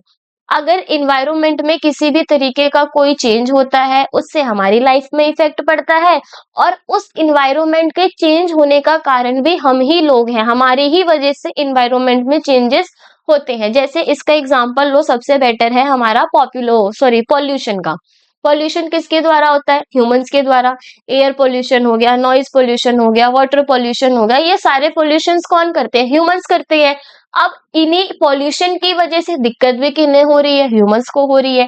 तो यहाँ पे इस लाइन का सिर्फ यही मतलब है कि चेंजेस जो भी होंगे इन्वायरमेंट में उसकी वजह से हमें अफेक्ट होगा, और वो हमारी ही एक्टिविटीज की वजह से इन्वायरमेंट के अंदर अफेक्ट चेंजेस देखने को मिलते हैं। Now this lead to the slow degradation of the environment that arose many environmental problems। यही थोड़े-थोड़े से जो पॉल्यूशन के केसेज़ हैं या थोड़े-थोड़ा करके ही ये पॉल्यूशन एक टाइम पे बहुत मेजर प्रॉब्लम क्रिएट करता है।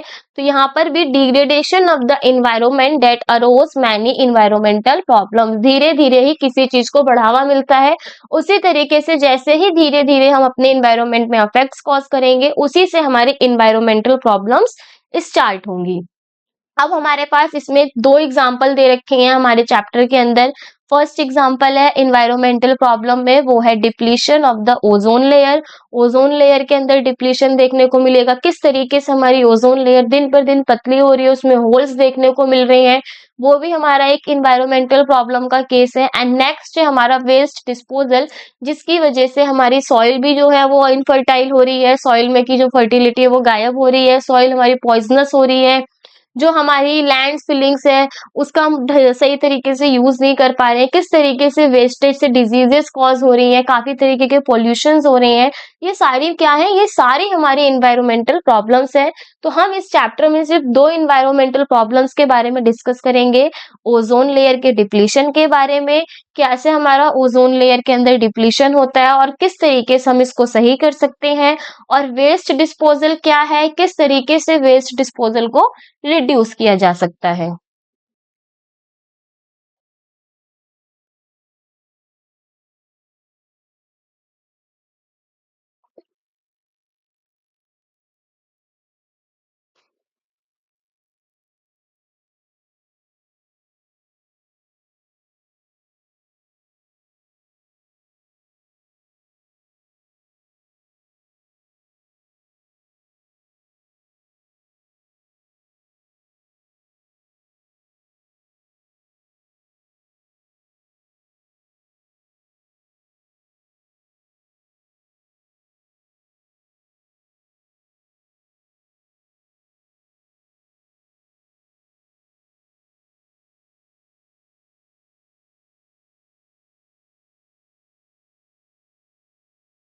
Now first environmental problem is depletion of ozone layer. Ozone layer के अंदर डिप्लीशन, तो ओजोन का फॉर्मूला क्या होता है, ओजोन का फॉर्मूला होता है हमारा O3।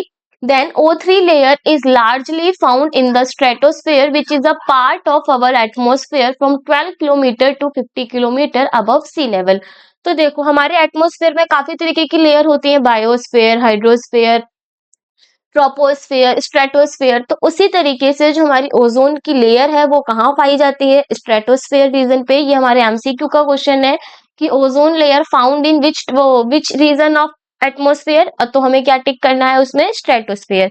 तो ओजोन लेयर हमारी स्ट्रेटोस्फेयर में पाई जाती है, जो हमारा एटमॉस्फेयर का एक पार्ट है। अब उसकी हाइट कितनी है, तो जो हमारी ओजोन लेयर में ओजोन लेयर बोलो या स्ट्रेटोस्फेयर बोलो, वो सी लेवल से 12 किलोमीटर से 50 किलोमीटर अबव है। Now this region is called ozonosphere. अब ऐसा स्ट्रेटोस्फेयर जहाँ पे ओजोन लेयर प्रेजेंट है तो उसे हम क्या बोलेंगे, ओजोनोस्फेयर बोलेंगे। And ozone is deadly poisonous at the ground level. जो हमारा ओजोन है वो बहुत पॉइजनस होता है ग्राउंड लेवल पे। अब ओजोन के बारे में हमारा हो गया इंट्रोडक्शन। अब और हम पढ़ते हैं कि आखिरकार ये ओजोन होता क्या है, क्यों हमारा स्ट्रेटोस्फेयर पे इस ओजोन की लेयर का प्रेजेंस है, क्या काम करता है ये ओजोन लेयर। तो देखो जो ओजोन लेयर है वो एक प्रोटेक्टिव ब्लैंकेट की तरह काम करता है अर्थ के चारों तरफ, जो एब्जॉर्ब करेगा जितनी भी हमारी हार्मफुल यूवी रेडिएशंस यानी अल्ट्रा वायलेट रेडिएशंस आती हैं सनलाइट से, क्योंकि इसकी वजह से हमारी हेल्थ में काफी तरीके की प्रॉब्लम्स देखने को मिलती हैं। यानी जैसे अगर हम यहाँ पे एग्जांपल दें, ये मानो हमारे पास क्या है, ये हमारा है अर्थ।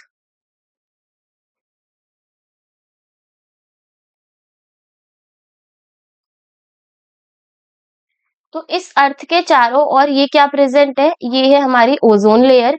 इस ओजोन लेयर का काम क्या है, ये ओजोन लेयर सन से आ रही हार्मफुल यूवी रेस से हमको क्या करेगी, बचाएगी। क्योंकि उस यूवी रेस की वजह से जो ह्यूमन बीइंग्स हैं या फिर कोई भी लिविंग ऑर्गेनिज्म है, वो क्या होता है, उनकी हेल्थ हैजार्ड्स शुरू होती है, यानी हेल्थ में काफी तरीके की प्रॉब्लम्स देखने को मिलती है, जैसे स्किन कैंसर हो गया यानी स्किन में कैंसर देखने को मिलेगा, कैटरेक्ट जिसे हम मोतियाबिंद बोलते हैं, इम्यून सिस्टम वीक हो जाता है, प्लांट्स डिस्ट्रक्शंस हो जाते हैं, मतलब प्लांट्स खराब हो जाते हैं। तो ओजोन लेयर क्या करेगा, अर्थ के चारों ओर एक कंबल की तरह होता है जो बाहर से हमारी बॉडी को या ह्यूमन बींग्स को या फिर लिविंग बींग्स को क्या करेगा, बाहर सनलाइट से आ रही अल्ट्रावायलेट रेडिएशन से बचाता है।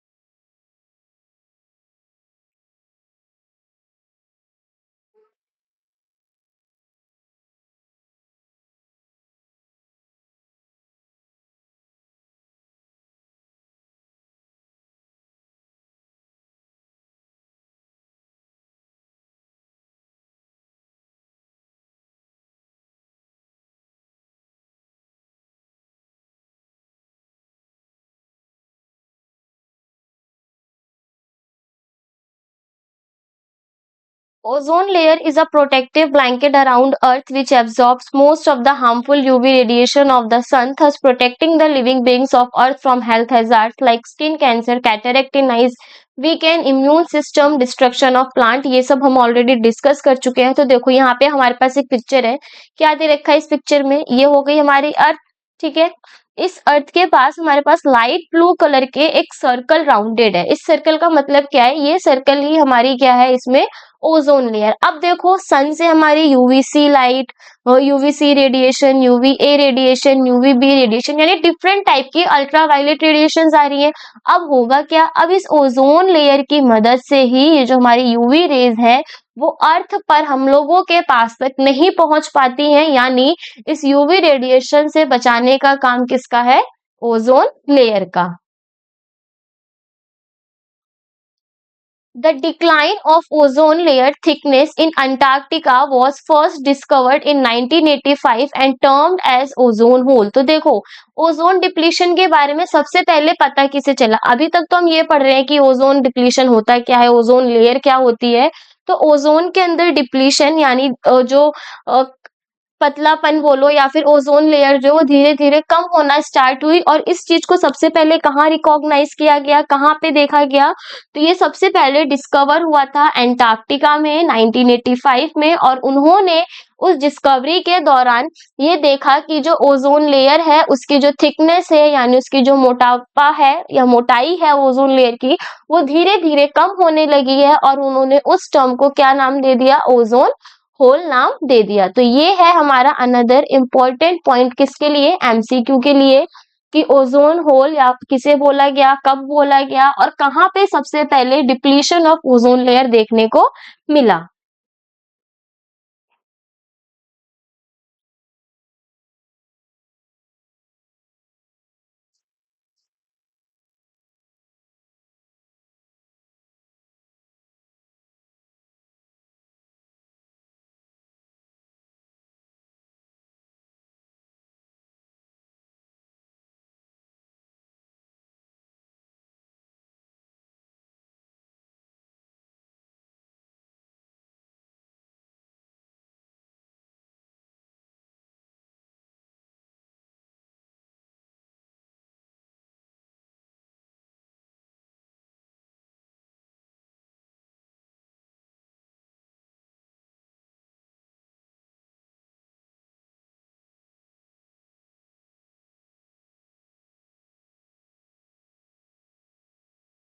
नेक्स्ट पॉइंट है हमारे पास, steps taken to limit damage of ozone layer. क्या क्या हमने स्टेप ले सकते हैं ओजोन लेयर की डिप्लीशन को कम करने के लिए, उसके डैमेज को कम करने के लिए।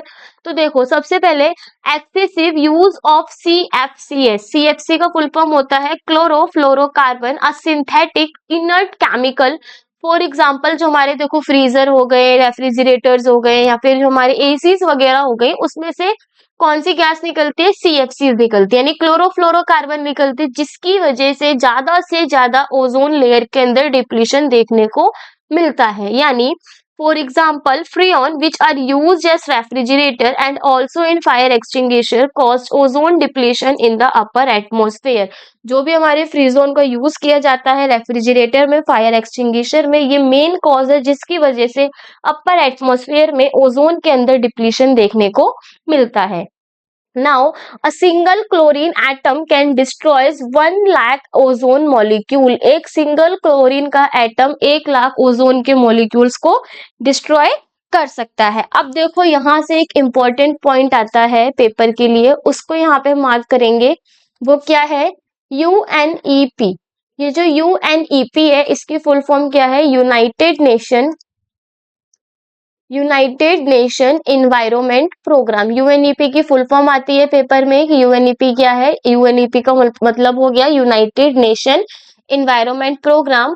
क्या बोला गया है? इस जो हमारी ओजोन लेयर में डिप्लीशन हो रहा था तो उसको देखते हुए यहाँ पे एक प्रोग्राम लॉन्च किया गया जिसे बोलते हैं यूएनईपी। यूएनईपी को did an excellent job in forging an agreement to freeze CFC production in 1986 level. देखो सबसे पहले ओजोन लेयर डिप्लीशन कहाँ कब देखने को मिला? 1985 में। देन एक साल के बाद ही 1986 में यूएनईपी प्रोग्राम के थ्रू क्या किया गया? जो भी सीएफसी की प्रोडक्शन है उसको फ्रीज किया गया, उसको कम किया गया।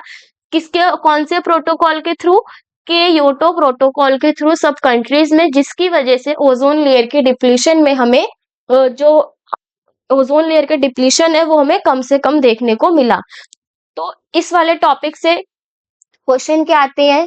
एक क्वेश्चन आता है हमारे पास full form of UNEP. UNEP की फुल फॉर्म क्या है? दूसरा, यूएनईपी कब किया गया? व्हेन। और इसका प्रोटोकॉल का क्या नाम था? ये तीनों चीजें हमारे पेपर में पूछी जाती है।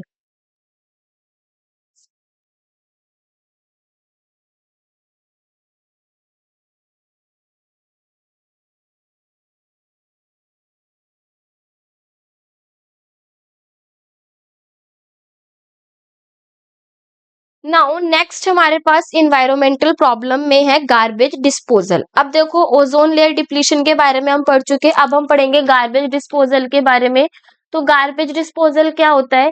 Industrialisation and rise in demand of consumer goods have created a major problem in the form of waste, garbage accumulation and its disposal specially in urban areas. तो देखो जैसे जैसे इंडस्ट्रियलाइजेशन होगा यानी बड़ी बड़ी इंडस्ट्रीज का प्रोडक्शन होगा, इंडस्ट्रीज बनेंगी, उससे गुड कंज्यूमर्स की डिमांड बढ़ेगी, यानी जो कंज्यूमर्स चाहिए होंगे उनकी डिमांड बढ़ेगी। उसकी वजह से ही हमारे को यहाँ पे इन्वायरमेंट के अंदर मेजर प्रॉब्लम देखने को मिलती है। किस फॉर्म में? वेस्ट की फॉर्म में, गार्बेज की फॉर्म में।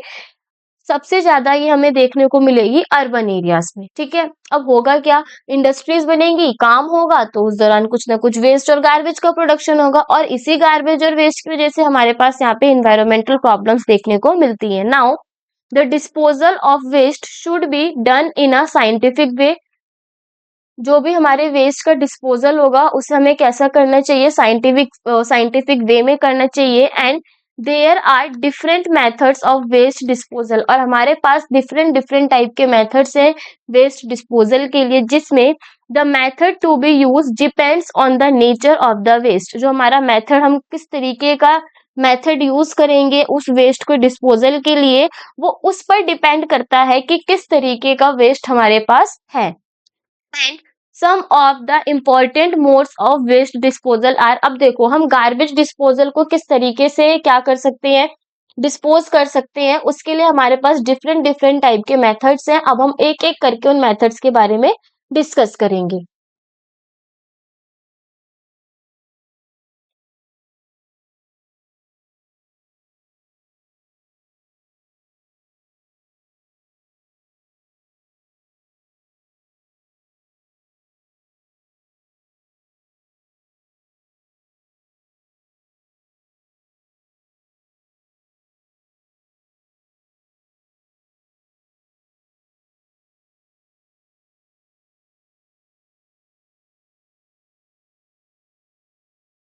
फर्स्ट है हमारे पास इसमें बायोडिग्रेडेबल वेस्ट। बायोडिग्रेडेबल वेस्ट क्या होता है? Substances that are broken down by the biological processes are said to be biodegradable. These substances are decomposed through the actions of fungi, bacteria and other living organism। जो हमारे biodegradable waste होते हैं वो easily broken down हो जाते हैं biological process की मदद से। जैसे इसको हम डिकम्पोज कर सकते हैं किसी भी फंगी के थ्रू, बैक्टीरिया के थ्रू। तो ऐसे वेस्ट जो डिकम्पोज हो जाए किसी भी डिकम्पोजर के थ्रू या फिर किसी बायोलॉजिकल प्रोसेस के थ्रू, उसे हम बोलते हैं biodegradable waste. Now temperature and sunlight also play an important role in the decomposition of biodegradable substance.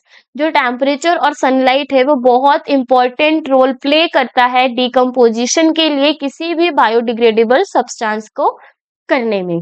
अब हमारे पास कुछ एग्जांपल्स हैं बायोडिग्रेडेबल वेस्ट के, वो क्या है, जैसे हो गया हमारा फूड का वेस्ट, ट्रीज की लीफ, पेड़ों की पत्तियां, urine and faecal matter,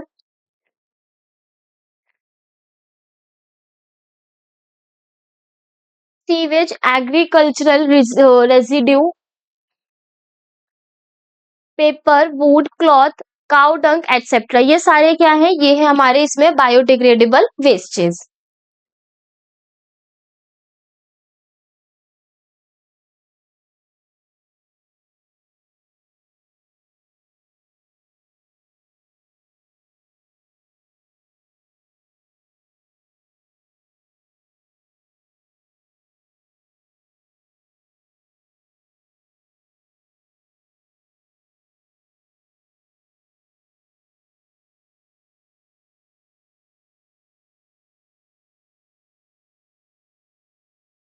next है हमारे पास नॉन बायोडिग्रेडेबल वेस्ट। तो नॉन बायोडिग्रेडेबल वेस्ट क्या होता है, substances that are not broken down by biological process. ऐसे सब्सटेंसेस जिनको हम ब्रोकन डाउन तोड़ नहीं सकते किसी भी बायोलॉजिकल प्रोसेस के थ्रू, जैसे दीज सब्सटेंसेस में बी इन सॉलिड, लिक्विड और गैसियस फॉर्म। ये जो सब्सटेंसेस हैं वो सॉलिड फॉर्म में भी हो सकते हैं, लिक्विड फॉर्म में भी और गैसियस फॉर्म में भी।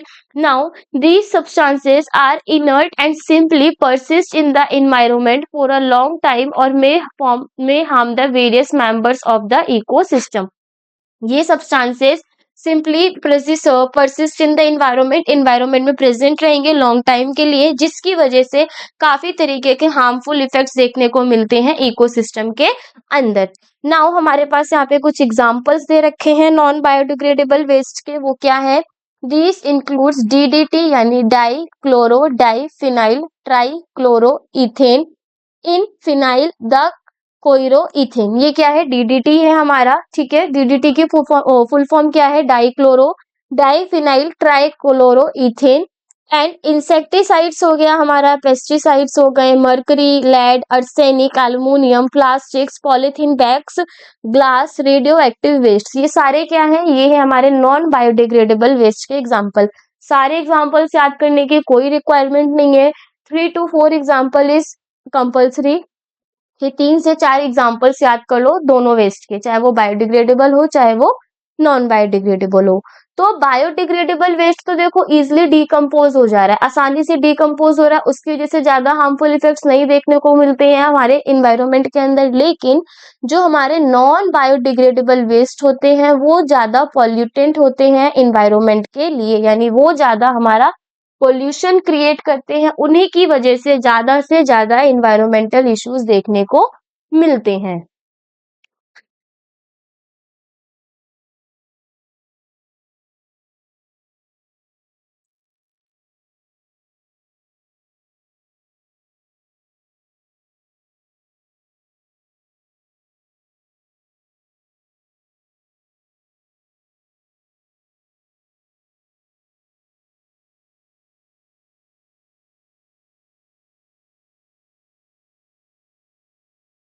नाउ नेक्स्ट है हमारे पास यहाँ पे बायोडिग्रेडेबल और नॉन बायोडिग्रेडेबल वेस्ट के बीच में डिफरेंस। तो देखो अभी हमने बायोडिग्रेडेबल वेस्ट के बारे में पढ़ा, देन हमने नॉन बायोडिग्रेडेबल वेस्ट के बारे में पढ़ा। अब हम इन दोनों के बीच में कंपैरिजन देखते हैं, क्योंकि जो पेपर में डिफरेंस पूछा जाता है इस चैप्टर से सिर्फ यही एक सिंपल डिफरेंस आता है बायोडिग्रेडेबल वेस्ट और नॉन बायोडिग्रेडेबल वेस्ट के बीच में डिफरेंस का, वो भी कितने मार्क्स में, टोटल 5 मार्क्स में। तो देखो फर्स्ट डिफरेंस क्या है दोनों में, फर्स्ट डिफरेंस है हमारे पास कि जो बायोडिग्रेडेबल वेस्ट होते हैं यानी the waste that are broken down naturally by microbial action, ऐसा वेस्ट जो नेचुरली ब्रोकन डाउन हो जाए, टूट जाए, डिकम्पोज हो जाए माइक्रोबियल एक्शंस, माइक्रोब्स की मदद से, जैसे फंगी बैक्टीरिया की मदद से, उन्हें हम बोलते हैं बायोडिग्रेडेबल वेस्ट। और वही नॉन बायोडिग्रेडेबल वेस्ट ऐसे वेस्ट होते हैं जो किसी भी माइक्रोब्स की वजह से नहीं टूटते, डिकम्पोज नहीं होते हैं। सेकेंड पॉइंट है हमारे पास बायोडिग्रेडेबल वेस्ट में कि जो बायोडिग्रेडेशन होता है forms harmless and non poisonous products. जो हमारे बायोडिग्रेडेबल वेस्ट होते हैं उसमें जो प्रोडक्ट्स होते हैं वो हार्मलेस होते हैं, मतलब उससे कोई नुकसान नहीं पहुंचता, किसी भी तरीके का उसमें कोई पॉइजनस नहीं होता। लेकिन नॉन बायोडिग्रेडेबल वेस्ट के अंदर no such action is possible, इस तरीके का कोई भी एक्शन पॉसिबल नहीं होता। क्यों? क्योंकि उसमें माइक्रोब्स ही ब्रोकन डाउन की परफॉर्मेशन नहीं करते हैं। थर्ड पॉइंट है हमारा they release raw materials back to nature. जो हमारे बायोडिग्रेडेबल वेस्ट है वो रॉ मटेरियल को रिलीज करते हैं नेचर में, लेकिन वहीं जो नॉन बायोडिग्रेडेबल वेस्ट होते हैं ये किसी भी तरीके के रॉ मटेरियल्स को रिलीज नहीं करते हैं।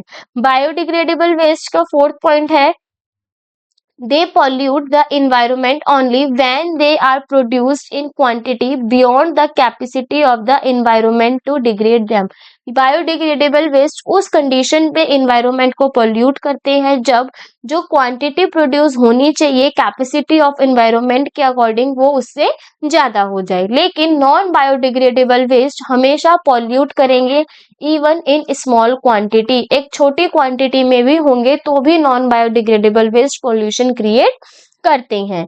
बायोडिग्रेडेबल वेस्ट में bio concentration does not occur, किसी भी तरीके की बायो कंसंट्रेशन या फिर बायो मैग्निफिकेशन नहीं होती। लेकिन नॉन बायोडिग्रेडेबल वेस्ट में बायो कंसंट्रेशन और bio magnification occurs when wastage enter into food chain. जब फूड चेन के अंदर हमारा किसी भी तरीके का कोई वेस्ट एंटर करता है तो उसमें हमें बायो मैग्निफिकेशन या बायो कंसंट्रेशन देखने को मिलती है, और ये सिर्फ और सिर्फ नॉन बायोडिग्रेडेबल वेस्ट के अंदर देखने को मिलेगा। नेक्स्ट है हमारे पास last point recycling is possible both naturally और थ्रू ह्यूमन एफर्ट्स। जो हमारा बायोडिग्रेडेबल वेस्ट है उसमें हम रिसाइकलिंग कर सकते हैं नेचुरली भी और ह्यूमन एफर्ट्स के थ्रू भी। लेकिन नॉन बायोडिग्रेडेबल वेस्ट के अंदर हम रिसाइकलिंग पॉसिबल नहीं है, ओनली थ्रू ह्यूमन एफर्ट्स। वो किसके थ्रू होगा? सिर्फ और सिर्फ ह्यूमन एफर्ट्स के थ्रू। तो बायोडिग्रेडेबल वेस्ट और नॉन बायोडिग्रेडेबल वेस्ट के टोटल यहाँ पे 6 पॉइंट्स है, कोई से भी 5 पॉइंट्स को याद कर सकते हैं 5 मार्क्स के अकॉर्डिंग। तो biodegradable waste naturally broken down होगा माइक्रोब्स की मदद से, नॉन बायोडिग्रेडेबल वेस्ट माइक्रोब्स की मदद से ब्रेक डाउन नहीं होता। बायोडिग्रेडेबल में हार्मलेस होता है, किसी भी तरीके के कोई हार्म इफेक्ट्स नहीं होते, नॉन पॉइजनस प्रोडक्ट बनते हैं। लेकिन दूसरे वाले केस में यानी नॉन बायोडिग्रेडेबल वेस्ट में ऐसा कोई एक्शन नहीं होता। बायोडिग्रेडेबल वेस्ट में रॉ मटेरियल्स नेचर को दोबारा मिलते हैं, नॉन बायोडिग्रेडेबल वेस्ट में ऐसा कोई भी रिलीज नहीं होता रॉ मटेरियल्स का। बायोडिग्रेडेबल वेस्ट तब पॉल्यूटेंट क्रिएट करेंगे, तब पॉल्यूशन क्रिएट करेंगे एनवायरनमेंट में जब वो अपनी प्रोड्यूस क्वांटिटी से अमाउंट से भी ज्यादा हो जाए, ज्यादा डिग्रेड हो जाए, तो उस दौरान हमें उसमें पॉल्यूटेंट देखने को मिलेंगे। लेकिन नॉन बायोडिग्रेडेबल वेस्ट छोटी सी भी क्वांटिटी में प्रेजेंट हो वो पॉल्यूट करेंगे ही करेंगे इन्वायरमेंट को। बायोडिग्रेडेबल वेस्ट में बायो कंसंट्रेशन देखने को नहीं मिलती, लेकिन नॉन बायोडिग्रेडेबल वेस्ट में हमें बायो कंसंट्रेशन या फिर बायो मैग्निफिकेशन देखने को मिलेंगी। बायोडिग्रेडेबल वेस्ट में रिसाइकलिंग पॉसिबल है नेचुरली भी और ह्यूमन एफर्ट्स के थ्रू भी, लेकिन नॉन बायोडिग्रेडेबल वेस्ट में किसी भी तरीके की कोई रिसाइकलिंग पॉसिबल नहीं है नेचुरली, सिर्फ और सिर्फ ह्यूमन एफर्ट्स के थ्रू हम वहां पे रिसाइकलिंग कर सकते हैं। तो ये हो गया हमारा बायोडिग्रेडेबल और नॉन बायोडिग्रेडेबल वेस्ट के बीच का डिफरेंस। अब हम पढ़ेंगे किस तरीके से हम अपने गार्बेज डिस्पोजल को कर सकते हैं और क्या क्या मेथड्स है हमारे पास गार्बेज डिस्पोजल्स को करने के।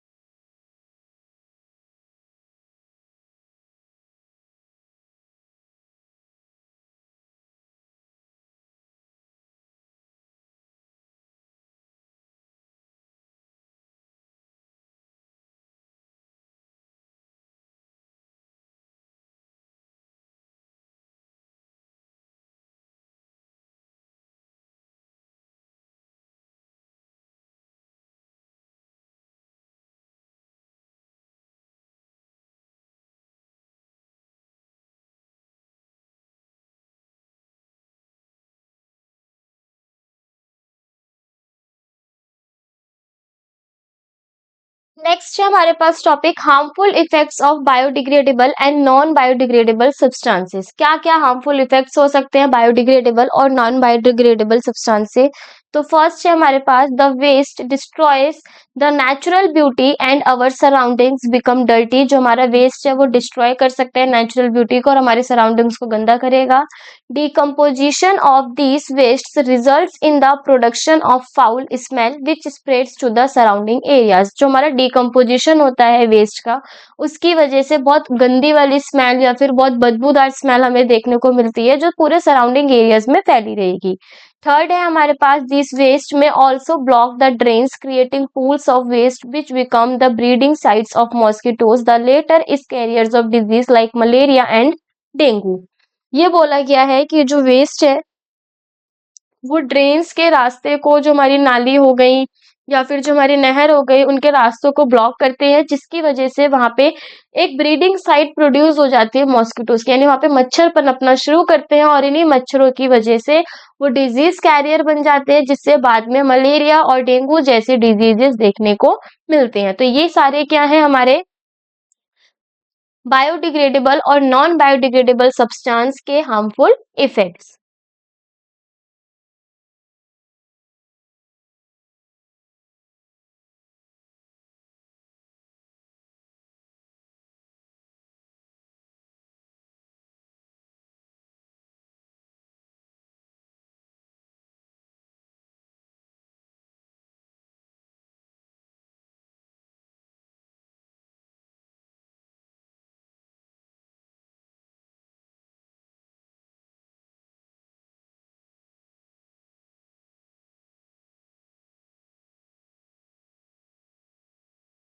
नेक्स्ट है हमारे पास मेथड्स ऑफ वेस्ट डिस्पोजल। तो वेस्ट डिस्पोजल के क्या क्या मेथड्स हैं। फर्स्ट है हमारे पास इसमें इंसिनरेशन। इंसिनरेशन क्या होता है, देखो, burning of waste on high temperature to form ash is called incineration. यहाँ पे हमारे पास क्या दे रखा है, एक भट्टी सी है जिसके अंदर हम क्या करते हैं, हाई टेम्परेचर प्रोवाइड करते हैं और जितना भी हमारा वेस्ट है उसको बर्न करेंगे, जलाएंगे और जिससे हम एश की फॉर्मेशन करेंगे, राख की, और इसी प्रोसेस को हम क्या बोलते हैं, इंसिनरेशन बोलते हैं। And this process is carried out by an incinerator. ये जो है हमारा व्हाइट कलर का इसमें पिक्चर में गिवन है वो क्या है, एक इंसिनरेटर है जिसके अंदर हम वेस्ट को रखेंगे, टेम्परेचर को हाई करेंगे और उसको किस में कन्वर्ट कर देंगे, ऐश में कन्वर्ट कर देंगे। यानी जो इंसिनरेशन है is use to destroy household chemical and biological wastage. यानी इसका यूज किया जाता है हाउस होल्ड जितने भी हमारे वेस्ट है उनके लिए, केमिकल वेस्ट के लिए और बायोलॉजिकल वेस्टेज को डिस्ट्रॉय करने के लिए और उनको एस की फॉर्म में कन्वर्ट करने के लिए।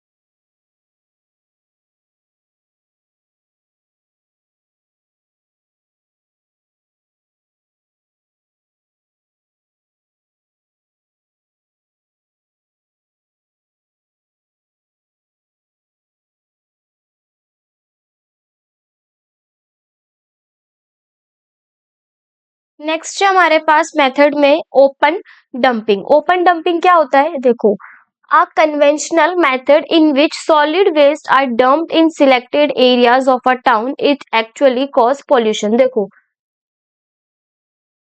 जो ओपन डंपिंग है उसमें हम क्या करते हैं, जो ये हमारा एक कन्वेंशनल मेथड होता है जिसमें जितना भी हमारा सॉलिड वेस्ट है वो एक टाउन के स्पेसिफिक सिलेक्टेड एरियाज में हम इकट्ठा करते हैं और इसकी वजह से काफी तरीके के पॉल्यूशन देखने को मिलेंगे। लैंड पोल्यूशन हो गया, एयर पोल्यूशन हो गया, क्योंकि उसकी स्मेल से भी बाहर का जो इन्वायरमेंट है वो बहुत डिफरेंट तरीके के इफेक्ट, बहुत डिफरेंट तरीके का हो जाता है। किसी को सांस लेने में प्रॉब्लम होती है, किसी को कुछ प्रॉब्लम होती है। तो जो ओपन डंपिंग है वो हमें पॉल्यूशन कॉज करने के लिए देखने को मिलता है।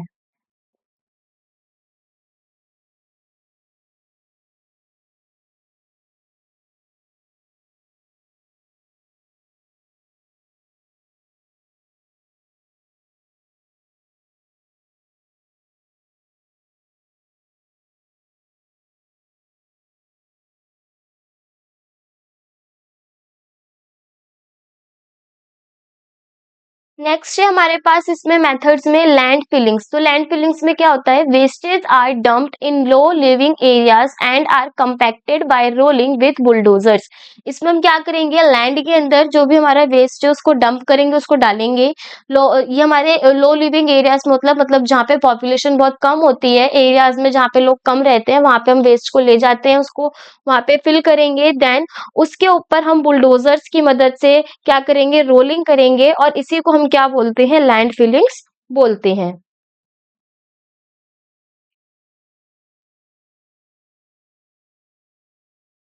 नेक्स्ट है हमारे पास कंपोस्टिंग। तो कंपोस्टिंग में क्या होगा, organic wastage are filled into a compost pit, जिसकी जो हमारी लेंथ है वो 2 metre, breadth 1 metre, height 1 metre, यानी ऑर्गेनिक जितना भी वेस्ट होगा, जैसे हमारे फ्रूट्स के छिलके हो गए, वेजिटेबल्स की पील्स हो गई, ये सारी क्या होंगी, इसको हम एक कंपोस्ट पिट के अंदर फिल करेंगे।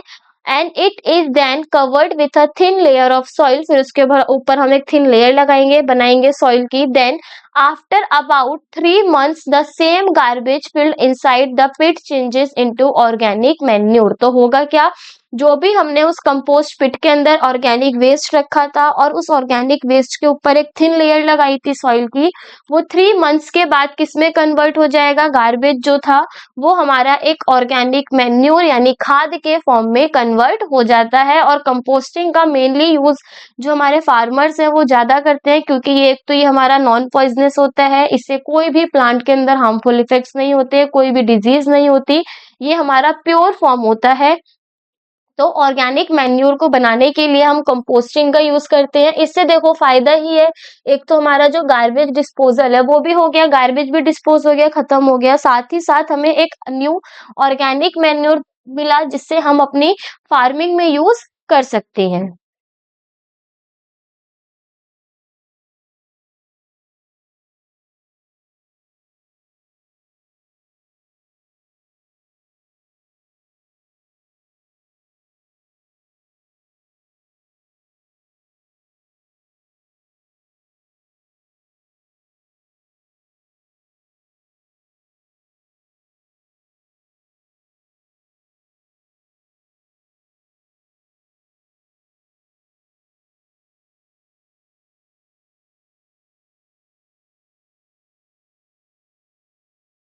नेक्स्ट है हमारे पास वेस्ट डिस्पोजल में मेथड रिसाइकलिंग। तो रिसाइकलिंग में क्या होगा, the solid wastage is broken down into its constituent simple materials. जो भी हमारे सॉलिड वेस्ट होंगे उसको हम ब्रोक डाउन करेंगे, तोड़ेंगे छोटे छोटे सिंपल मटेरियल्स में। And these materials are then used to make new items. उन मटेरियल्स का यूज करके हम एक नए आइटम्स को बनाएंगे। Then even non-biodegradable solid wastes like plastic, metal can be recycled.